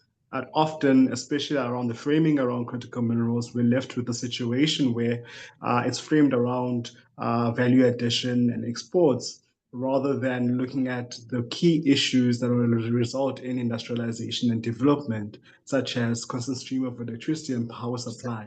And how does that link to industrialization and other aspects of the economic supply chain? How does the infrastructure that we are internally building as a result of the African Continental Free Trade Agreement link up with the various other aspects that we are highlighting within the G20 processes, along with how do we now look at the very important issue around critical minerals that is emerging, is security for peace. where you see multilateral or even bilateral peace agreements being based on critical minerals. Historically, we've had the same similar issues around where conflict becomes the root source within the African continent as a result of minerals in particular. But now we need to articulate how do we now prevent future conflicts as a result of skirmishes and the fight for African minerals, which is very, very, very, very, very important. This is why now within the G20 process, we as African people need to put a mirror to our faces and say, how do we now translate it to not only our continental organization, but our regional and national structures? And how do we find this rate of development? And how do we now frame the issues around critical minerals in a manner that not only seizes the issues around the scramble for Africa and that results in often in conflicts, but also how do we now work cooperatively within the African continent to best leverage our value addition and our comparative edge within the global market. So thank you so much, Dr. Kabemba, for highlighting these very, very important points. But now I'd like to move on to another important section of this meeting, is where we have participation from those who are in the audience who've been listening to our various engagement groups, panelists, and experts on this very important G20 that is located within the African continent. Very major questions around whether or not this G20 is a G20 in the African continent or is it a G20 by the African continent. Those issues also need to manifest in how we deliberate around these discussions, fully realizing that when we hand over to the United States next year, many of these issues might be put on the back burner, but we need to continue stoking the fires in order for us to have these systematic changes that we require in the global community. Also, if you want to chime in, please raise your hand and on the icon at the bottom of your screens, and I will note you and we may proceed with the question. I'd like to start off with Miriam. Miriam, over to you. Thank you, Loasi, and thanks to all the presenters and everyone who gave their input in this important meeting. And thanks to the last speaker for raising the issues. I mean, the questions that he raised around how G20 can help us find solutions to our internal problems, and of course, raising all sorts of challenges that are there. But my other question is in relation to the two, to Y20 and Y20, in terms of the engagements that they've been having. I think the Y20 representative indicated that they've been engaging with DERCO, but my question is, which other organizations are they engaging within the country? Apart from DERCO and the other multilateral formations that they are participating in. I'll make an example. Are they engaging with the National Youth Development Agency and others? I mean, I just want to know, because it is very important that the positions that are taken to the summit are positions that have been well coordinated, and so that we also avoid repeating, what can I say, avoid repeating ourselves, but also ensuring that there's a wide engagement with various organizations, whether it's women's formations. Some of the issues that are raised are issues that have been raised in other platforms. To what an extent as I said, that we'll be going as South Africans with one voice. Already the Y20 representative has already indicated that the youth are not necessarily speaking or understanding issues, the same. So how do we ensure that we go there with a one united, powerful voice around policy issues that will benefit not just South Africa, but the continent? The same applies for the Y20 representative, Doctor. Thank you. Thank you, Madam. Ambassador Zambila, I think you had your mic unmuted. You want to come on? Ambassador Zambila?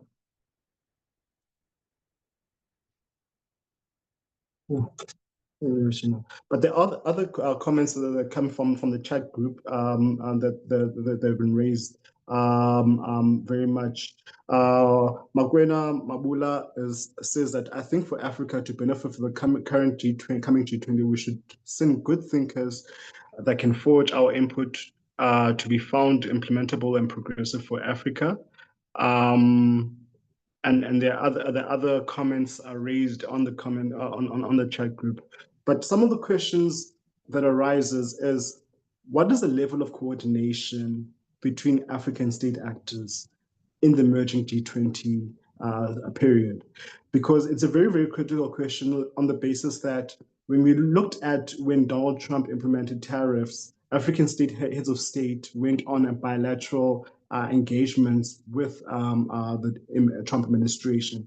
And we saw it with the dinner between Donald Trump and the various African heads of state. So that poses yesterday where Donald Trump had that meeting with 5 heads of state from the African continent.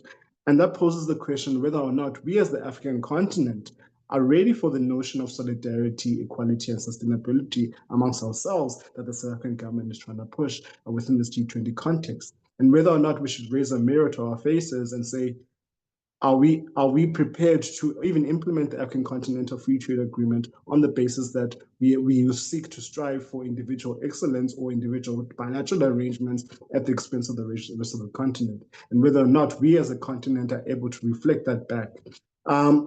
And that is a very, very critical point that needs to be illuminated within not only the broader G20 discussions, but also within the African discourse. The other aspect of it is whether or not we as African civil society are able to place pressure on our governments in implementing some of the recommendations that are being put forward by not only South Africa within this G20 period, but also the African Union and the rest of the global South. And what are some of the issues similar to BRICS? There's a relatively large BRICS contingency within the G20 framework. And what is BRICS itself, as they had the previous meeting, highlighting the importance of the G20 and other multilateral fora as areas of entry point towards broader international reforms. How do those institutions themselves play a role in feeding into the G20 process and other multilateral fora for there to be continuity and more sustainability in terms of recommendations made before the G20 process itself? And part and parcel of that is asking questions around our think leaders and how much pressure are we putting towards our governments in terms of aligning these things? And another important point, probably highlighted by the engagement groups representatives themselves, is the necessity for consolidation of the various recommendations made by the G20 itself. So when you look at South Africa currently, the South African presidency seeks to look at the G20 at 20 years. What are the progresses that we've made, some of the shortcomings we've had within the G20, and the level of implementation of the various recommendations as highlighted within the G20. The Y20 representative highlighted very clearly as the engagement group over the last over the last decade or so. They've submitted over 160 something recommendations, and very little has come of that. So the issue raised by Dr. Kabemba on whether or not these issues can be translated into broader fora and remains an issue. But I would like to start off with Dr. Mthembu and highlighting Dr. Mthembu, Dr. Mzamo first, who since they have their hand up, to respond to some of the questions that are emerging within this dialogue, and a chance to respond to some of the contributions made by our experts and fellow panelists. Over to you, Dr. Mzamo. Thank you. Thank you very much. I'll first start with Mamo Miriam. I think Mamo Miriam raised a very critical point, because I think in terms of public confidence and also understanding who is G20, what is the value of G20 that is going to bring in South Africa and Africa at large. And I know that international relations, DERCO, has been crisscrossing the country, and I've been part of these processes. The other one was with UNISA, where they had a public engagement of making understand the public what is G20. But the other one was the dialogue between academia and private sector and government, because that's very important as you advance on the G20 platforms.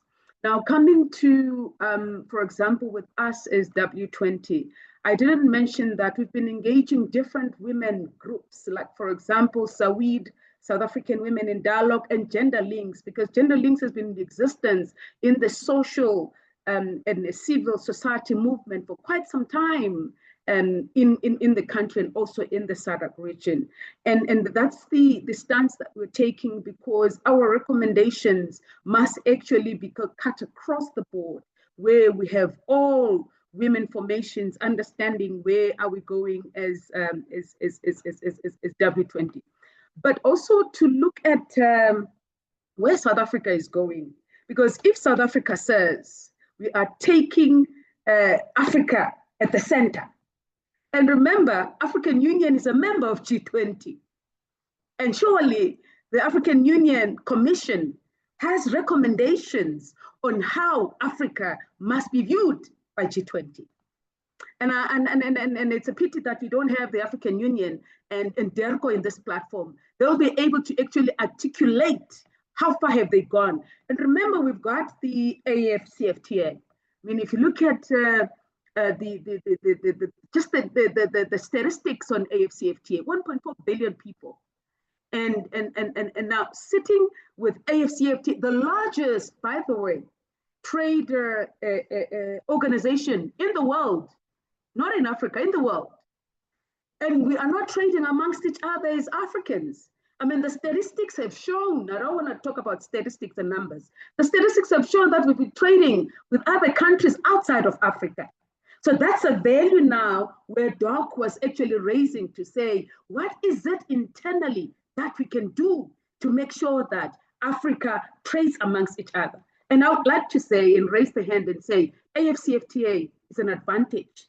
But how do we take that advantage? Economic diplomacy. How many African member states do we have in South Africa? What is the economic diplomacy strategy that they can leverage on with South Africa as we advance to G20, so that we'll be able to really realize the trading amongst each other as Africans and make sure that there's a live wire.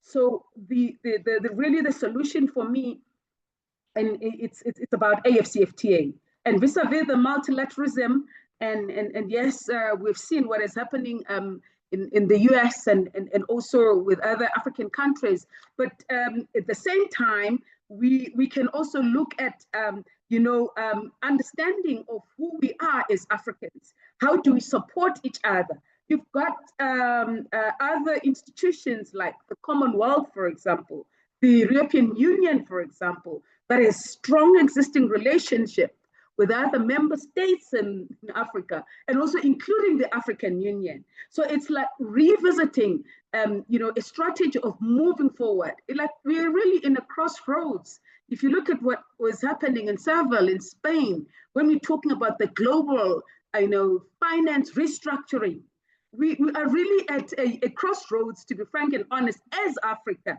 We can't have almost 35 countries managing debt. And yet there's no investment strategy for those countries. And yet we need to reinvest into education and health. And guess what? Some of the least developed countries in Africa. We have about 35 of them in those least developed countries. For you to qualify, you need to actually make sure that you invest an amount in health and also in education. So you can't do that because you're managing debt. So these are really the real challenges that Doc was talking about that is facing the African continent. But how do we take that and do an internal sort of focus and review within the G20 itself, within the African Union? And I'm sure the leaders are actually working on that. And I know Derko had a powerful strategic session that is focusing on Africa. So these just are my comments and just to lead us on an engagement on what has been happening with Derko government and G20 and in terms of moving forward and taking us to the next level. I would really want to see a tangible action plan on Africa as well. Thank you. Thank you so much, Dr. Mzamo. Tanya? Thanks. Over to you. Thanks. Great. Thanks very much, Chair. The question was raised, is G20 working for Africa? Clearly it's not. But does that mean that we should put our hands up and say we fix ourselves internally and not engage in G20? And the answer is absolutely no. Our presence as Labour, as other formations of civil society, our presence in the G20 is a declaration that we as civil society won't be sidelined, we won't be ignored, and we need to use every tool at our disposal, whether it be engagement and putting positions forward, negotiations, advocacy, mobilization, and even resistance to ensure that our voices are heard. Not only us raising issues with the global north and where we want them to change, but in cases we can also be raising issues with our own governments, where they're adopting a progressive agenda and we agree with what they're doing, we tell them. Where they're not, we tell them. There may be a range of polite discussions taking place under the G20, but in reality, it's a battleground, and it provides us with a stage on which to battle ourselves, not only within the G20 proceedings themselves, but in the side events, in events like we've got now. The fact that we coming together here as various civil society formations, charting our way forward, identifying the problems, is very powerful. It's building our own solidarity. And it helps us take forward both offensive interests and defensive interess. The offensive interests have been raised clearly about how we want to industrialize, for example, how we want to put forward women strongly and smash patriarchy, how we want to create decent jobs as just a few things. The defensive interests are equally important. And the danger with the G20 moving towards the US next year and the US's current undermining of multilateralism is what we're contesting here by our very presence, in saying that we're engaging in the G20 and it's important, even though it may not be meeting all our needs.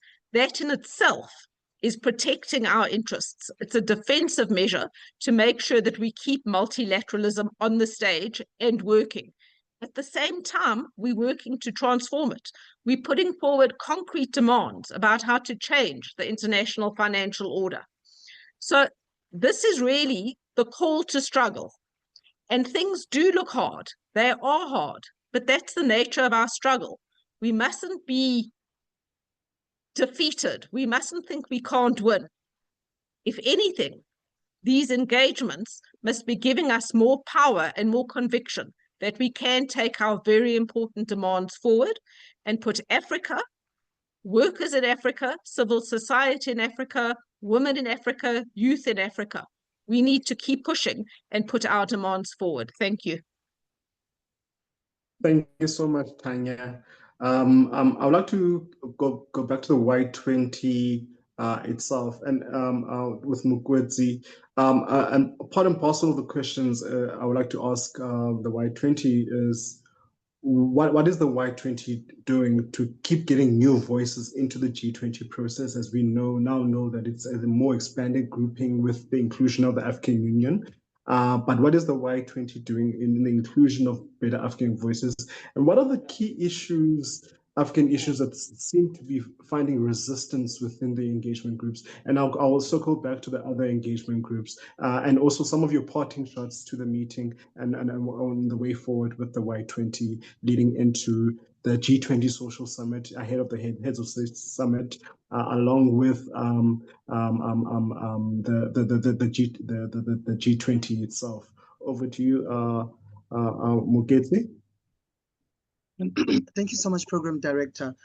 Before I get to your specific questions, there was a question that was a Y20 related question, and the question was around which other organizations are we engaging with as the Y20?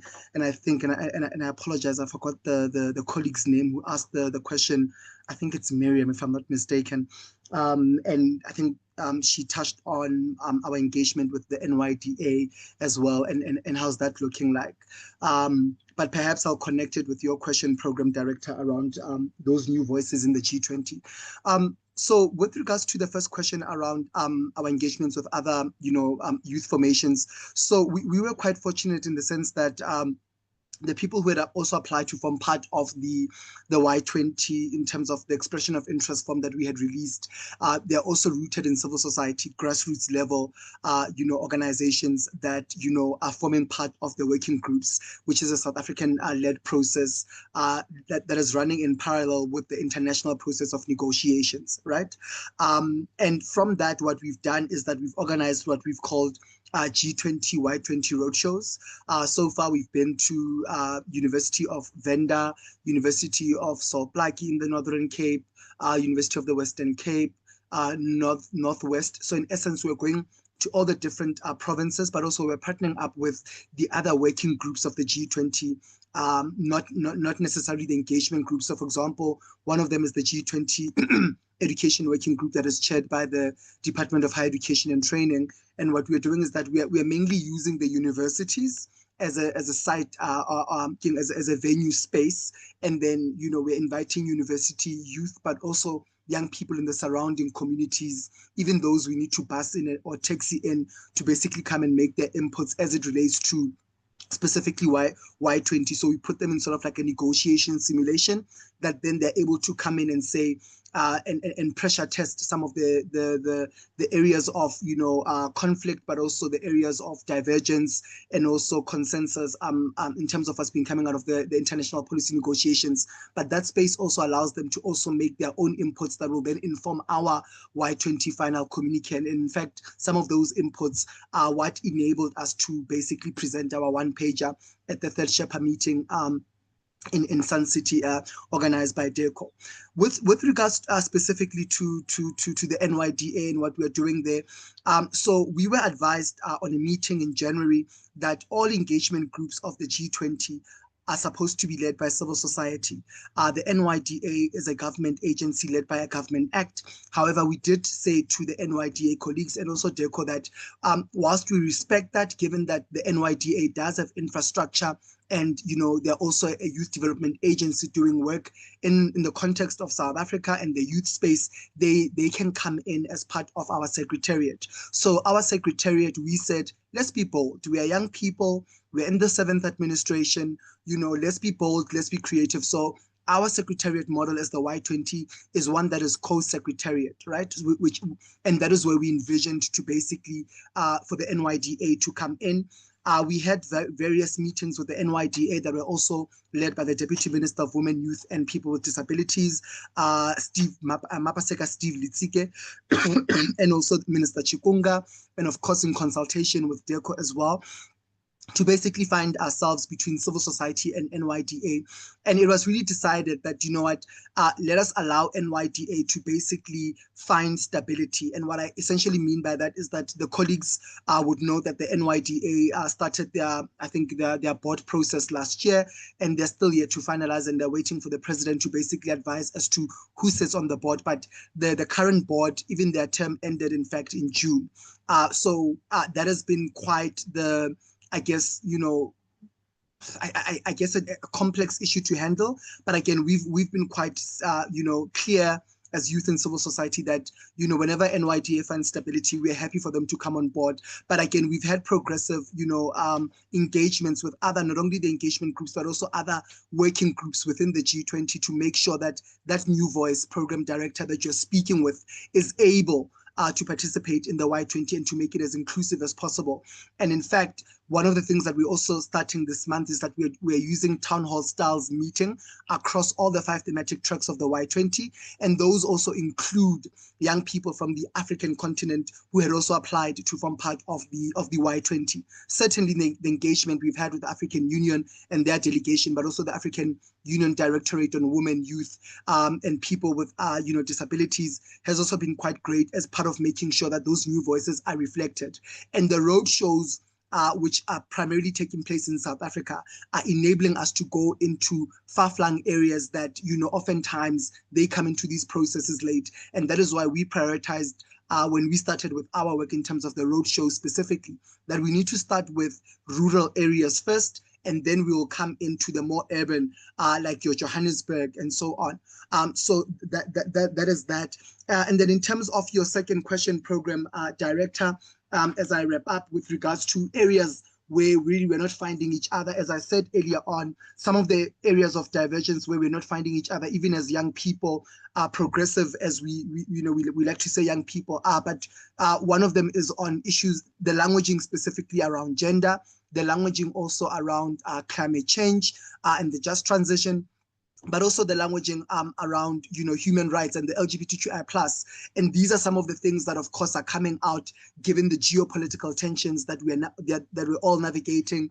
You know, the Israel and Palestine matter as well, coming quite strongly as well in our 4th track, meaningful youth engagement and reforming multilateralism. But also, there also seems to be some, you know, deviation from, you know, the Sustainable Development Goals of 2030. And we've been trying as this Y24 with our delegates to make sure that, again, how do we still move on progressive consensus, particularly with regards to progressive agendas that have been adopted many years ago? Where do we need to pivot where we need to pivot, but also where do we find each other? And where we don't find each other, we don't move on that principle of divergence. So, for example, on climate change specifically, you know, some of the areas that still require further negotiation, just as an example, one is on, you know, legal binding, you know, commitments versus, you know, voluntary frameworks, right? Where in essence, you've got, you know, nations like the EU and the USA who basically are proposing that, you know, legally binding net zero targets and enforcement mechanisms. But also, we've also had countries like China and others who are emphasizing really, you know, national sovereignty, but also how do we opposing rather unilateral measures or sanctions. And then the other 4 areas, and I won't go into detail in terms of which countries are not agreeing with some of the other countries. So, for example, there's areas that still require, you know, further negotiation, specifically as it relates to climate change. As an example, is fossil fuel phasing out, but also the debt for climate, you know, swaps, where in essence we, you know, some countries are, or young people in some of these countries are negotiating that perhaps, you know, their country's posture is that perhaps we should consider debt for climate swaps, which is a process where basically the more developed nations, you know, will grant us funding to basically then, you know, implement to the developing nations, you know, the just energy transition progress. So you give us money, and then we'll implement some of these programs as a way of clearing debt. But also, there's also been issues around deep sea mining. We can't find each other there as it relates to climate change, but also technology transfer and intellectual property, where countries, you know, some of them are raising some concerns there. But also, there's also been some cross-cutting, you know, issues across all the themes where really, you know, we are finding each other. So across all 5 working groups of the Y20, I can confirm that there seems to be languaging around that we should emphasize the just transition, right? Youth empowerment should be strengthened, but also the respect for indigenous rights, given that, again, like I said earlier on, some of our young people are living in communities that still rely heavily on the environment, right? So how do we, you know, push a progressive agenda whilst at the same time respecting the needs of the present, and like I said, without compromising the needs of future generations who are coming up? But also, again, climate finance and equity. right? Some of our young people are saying climate finance is not only a core issue or areas of focus, but also a key mechanism or lever that we can possibly explore as part of climate change. And again, I'm using that as an example. The last one, our second last one, is on accountability and transparency, but also sustainable mining as a last one. Issues of extraction generally also been highlighted by our young people negotiating across all the 5 thematic tracks. Program Director, I will hand over to you. I believe I would have answered all the questions that have been posed specifically to the Y20. Program Director. Thank you so much, Mokgweetsi, and thank you for your contributions in this discussion. They're very, very important, especially the voices of young people within the G20 process. I'd like to move on to Dr. Anthony Costa, who has his hand raised up. In addition to your comments and answering some of the questions, I'd like for you to plug in what are the key African issues that business is raising that is facing resistance internally within the engagement groups, along with some of your parting shots on from the business side of the G20 engagement groups on your thinking around how Africa can better tap into these G20 processes to attain the necessary reforms required within the international arena. Over to you, Dr. Costa. Thanks, Chair, and thanks to the participants. I think it's been a very interesting discussion, particularly the perspectives of the different engagement groups and the inputs by the experts here. I think that the one issue that was raised and indeed answers one of your questions is particularly on the African continental free trade area. So we do see that as a critical lever for Africa's economic growth. It's definitely underutilized, but we're making good progress. Indeed, the Secretariat is participating in our trade and investment task force, and that is one of the major focus areas, as is trade generally. So given the geopolitical situation which has been raised, we think it's important to come out in support of a rules-based trading order, to point out the dangers of much of the tariffs and the way in which they're being implemented. And we have found support across business for that. So notwithstanding the fact that, clearly businesses represented from countries that are taking different positions on tariffs, I think the position has been quite consistent that this is not a helpful approach. It's very disruptive, and indeed it will raise costs and it'll put up barriers. And we should look towards reducing those barriers, but at the same time reforming the current system, which is recognized doesn't actually work for all of its participants. And so we've also engaged with that particular aspect. Related from an African perspective is around beneficiation, development of value chains, and critical minerals. So we recognize that this is an important aspect. Also on financing, the question of access to capital, in particular the cost of capital in Africa. So the G20 presidency of South Africa has raised the issue. There's a cost of capital commission that's been set up, led by former Minister of Finance, Trevor Manuel. Our finance task force has looked at this issue particularly and is making recommendations around how we lower the cost of capital for sovereigns and indeed corporates, and trickling down or also benefiting smaller businesses as well. And the question was raised by one of the discussants around, is the G20 useful for solving Africa's challenges? And I think that, the input by L20 and by Tanya raised the issue of, the fact that the G20 is a contested space. And so we need to understand what the G20 is and what it isn't. It's South Africa's presidency doesn't mean that South Africa can direct the G20. And indeed, the G20 in and of itself is not a rule-making body. It is a body that operates primarily through consensus and then issues instructions to multilateral organizations, such as those responsible for the global financial architecture, the IMF, etc. So it's a very lengthy process, even when it is able to reach consensus. So there is a limit to what the G20 can achieve, and I think South Africa's presidency is not a cure for all of the challenges that have been highlighted. Importantly, it does put the spotlight on South Africa and Africa, and we think that is a critical opportunity for us. It's also worth noting that South Africa's presidency only lasts a year, and the United States is in an interesting position. They've raised criticisms of South Africa, South Africa's presidency, and indeed the G20 process as a whole. So it remains to be seen the approach that they will be taking. Certainly in the B20, we are working closely with the next US host, and doing so in a way where we hope that the recommendations emerging from the South African B20 can be, if not adopted, at least many of them will influence the process taking place and hosted by the US and subsequent hosts. And I think that's why we see our role in this as B20 South Africa, not just to advocate for South Africa and African interests, while we do platform those, of course, but to do so on behalf of business across the B20 as a whole. And that is how we ensure sustainability. I think lastly to mention, business groupings and formations have been mentioned, others such as BRICS. We were involved in the BRICS Business Council meeting. I think BRICS plays an important role, but so do others such as the G7 and the B7, which also involve international business groupings.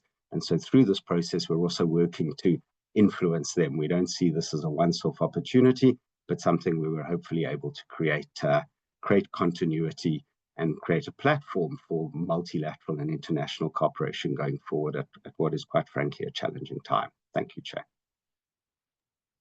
Thank you so much, Dr. Costa and the B20 for gracing our dialogue today. You guys have been invaluable, and we hope that future collaborations and also joint statements and declarations can be had between the various engagement groups, including the B20 and the L20 in particular. That'll send a very, very powerful message concerning the unity and solidarity amongst these various engagement groups. I would like to move on to Dr. Chuma. Dr. Chuma, you have your hand up. Over to you.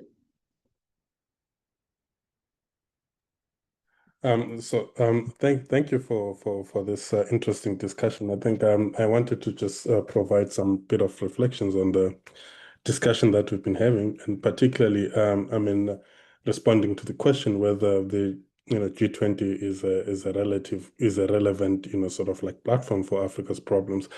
And here I just wanted to say that maybe it might be helpful to not to see the G20 in isolation, but connected to other processes that are ongoing and that will probably also unfold in the near future. And here I think we can also reference efforts that are being done by the Africa Group at the United Nations in terms of the UN Tax Convention. I think that is also very important and connects very nicely with the work that is being done by South Africa as a G20 chair. But also I was in Seville 2 weeks ago when the discussions around the fourth conference for financing for development, and the interventions that were put forward by South Africa were connecting very, very nicely with the work that is being done first with the UN convention, tax convention, but also the South Africa's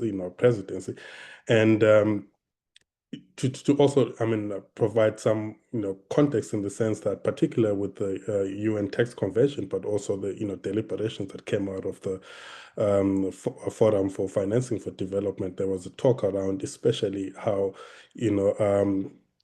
we can use these platforms as an opportunity for domestic resource mobilization and like blocking illicit financial flows which are bleeding the continent of billions of dollars annually, and so I think if we see the G20 or South Africa's G20 priorities within that broader context, then it might make sense that in as much as the global space seems a bit complicated and complex to navigate, I think it should never be a reason to retreat. You should continue to make progress and push for reforms that eventually will work in Africa's favor and interests. So those were my interventions. Thank you. Over to you, Jay. Thank you so much, Dr. Chuma, for your contributions in this discussion. So very highly valuable for future reference, and also for us to steer our way through this continued G20 process and beyond. I'd like to move on to Dr. Philani Mthembu from the T20. Dr. Mthembu, the T20 has basically done its work.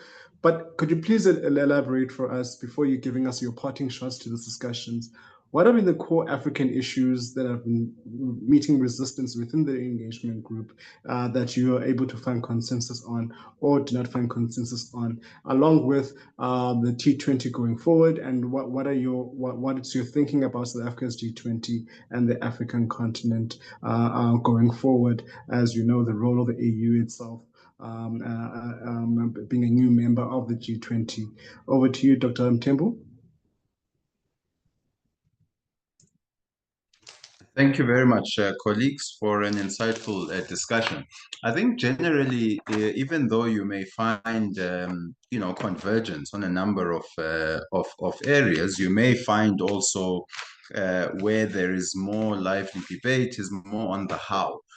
So you may agree, that it's important to empower the WTO, but as we've heard, among some of the contributors, we're living in a very transactional time where multilateral institutions are facing serious threats, So the question is, how do you empower the WTO when you have actual, leading countries that founded these institutions who are actually working against, structures like the WTO. So I think, where you may find areas of disagreement, it's more really on the how. Equally, when it comes to issues of debt, sort of debt relief. The challenge is if countries actually go, and declare that they are unable to pay their debts, that also has certain negative implications, for instance, for those countries. So it's really on how you actually achieve, some of these mechanisms, whether it's digital transformation. I think there's broad agreement on where we should be going on, sort of a whole of society, putting people first. But the question is really remains, we need to move away from being consumers of digital technologies. We need to build up the capabilities to actually produce also. And so I think these are some of the issues that, throughout the rest of the year, we will continue to be debating, I think, within the T20, but also debating with some of our other engagement groups. I think also, sort of as a parting shot, I think it's important to note, just drawing on some of the inputs that have come from some of the colleagues, that the G20 is not a panacea for Africa's challenges. However, the question should be turned around. How is Africa using its own capabilities, its own resources to better organize itself, to elevate some of its priorities within the G20 and other global fora?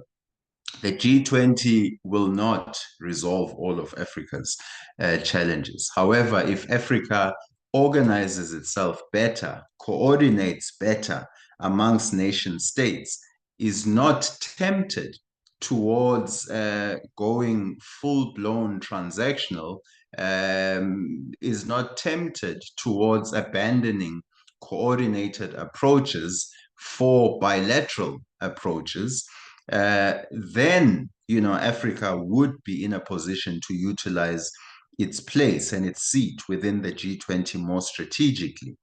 For instance, we need to be building up the AU's capabilities within the various working groups of the G20, so that the people who are representing the African Union are empowered to take decisions, are able to be participating proactively in the various G20 working groups. However, we also need to realize the fact that the African Union is not as advanced in terms of creating a supranational structure. Let's say, for instance, like the EU, the member states become pivotal. So the African Union and the AU Commission has to be very proactive in engaging individual African states, but also the regional economic communities, so that when it engages within the platforms of the G20, it really does carry a mandate that is given by member states and the regional economic communities. My last point is that we have to be very realistic. The reality is that, yes, we are living in a time where multilateralism is under threat, where some countries continue to pursue an extractive strategy when it comes to critical minerals. They do not necessarily want to see Africa moving up the value chain. What they want is access to critical minerals as cheap as possible. They want uninterrupted supply of those critical minerals.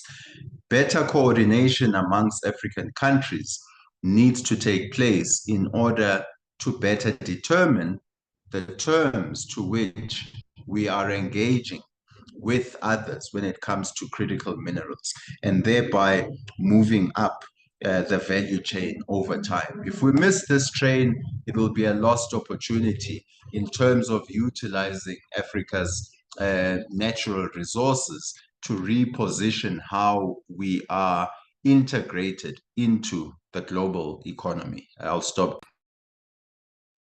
Thank you so much, Dr. Mthembu. Thank you for your contributions in this discussion. They were very, very, very important for us to understand not only the inner workings of the G20, but the broader G20 itself. However, due to time, we're coming to the conclusion of this dialogue. And I would like to thank each and every single one of you, but I would like to hand over to my colleague, Lusanda, for the closing remarks of this discussion. Over to you, Lusanda.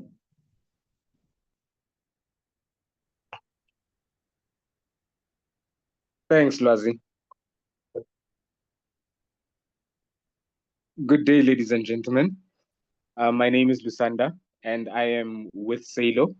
As we draw this important discussion to a close, SALO would like to express its deepest appreciation to all participants for their insightful contribution and unwavering commitment to the shared vision of solidarity, equality, sustainability that South Africa has shared during its G20 presidency. Our dialogue has reaffirmed the critical importance of the 4 priority areas through the G20 engagement groups and highlighted the progress which the engagement groups have done to this point. Central to this agenda and the recognition of Africa's unique challenges and opportunities, the expression Africa needs for self-introspection. However, by placing Africa at the heart of G20 engagement processes, as seen in the intention to place African countries as a co-chair, excluding South Africa in the engagement groups, South Africa's G20 has ensured that African voices are not only heard, but are integral in shaping global solutions. As we move forward, let us carry the spirit of building solidarity and equality to concrete actions and build resilience and foster sustainable development across the world and create a future where prosperity is shared by all. On behalf of SALO, thank you to Chair, participants, and respondents for this dialogue. Thank you for your dedication, contributions, and attendance to the global matters. Together, we can turn the priorities into lasting progress, not only for Africa, but for the world. Stay blessed and have a good day. Thank you very much.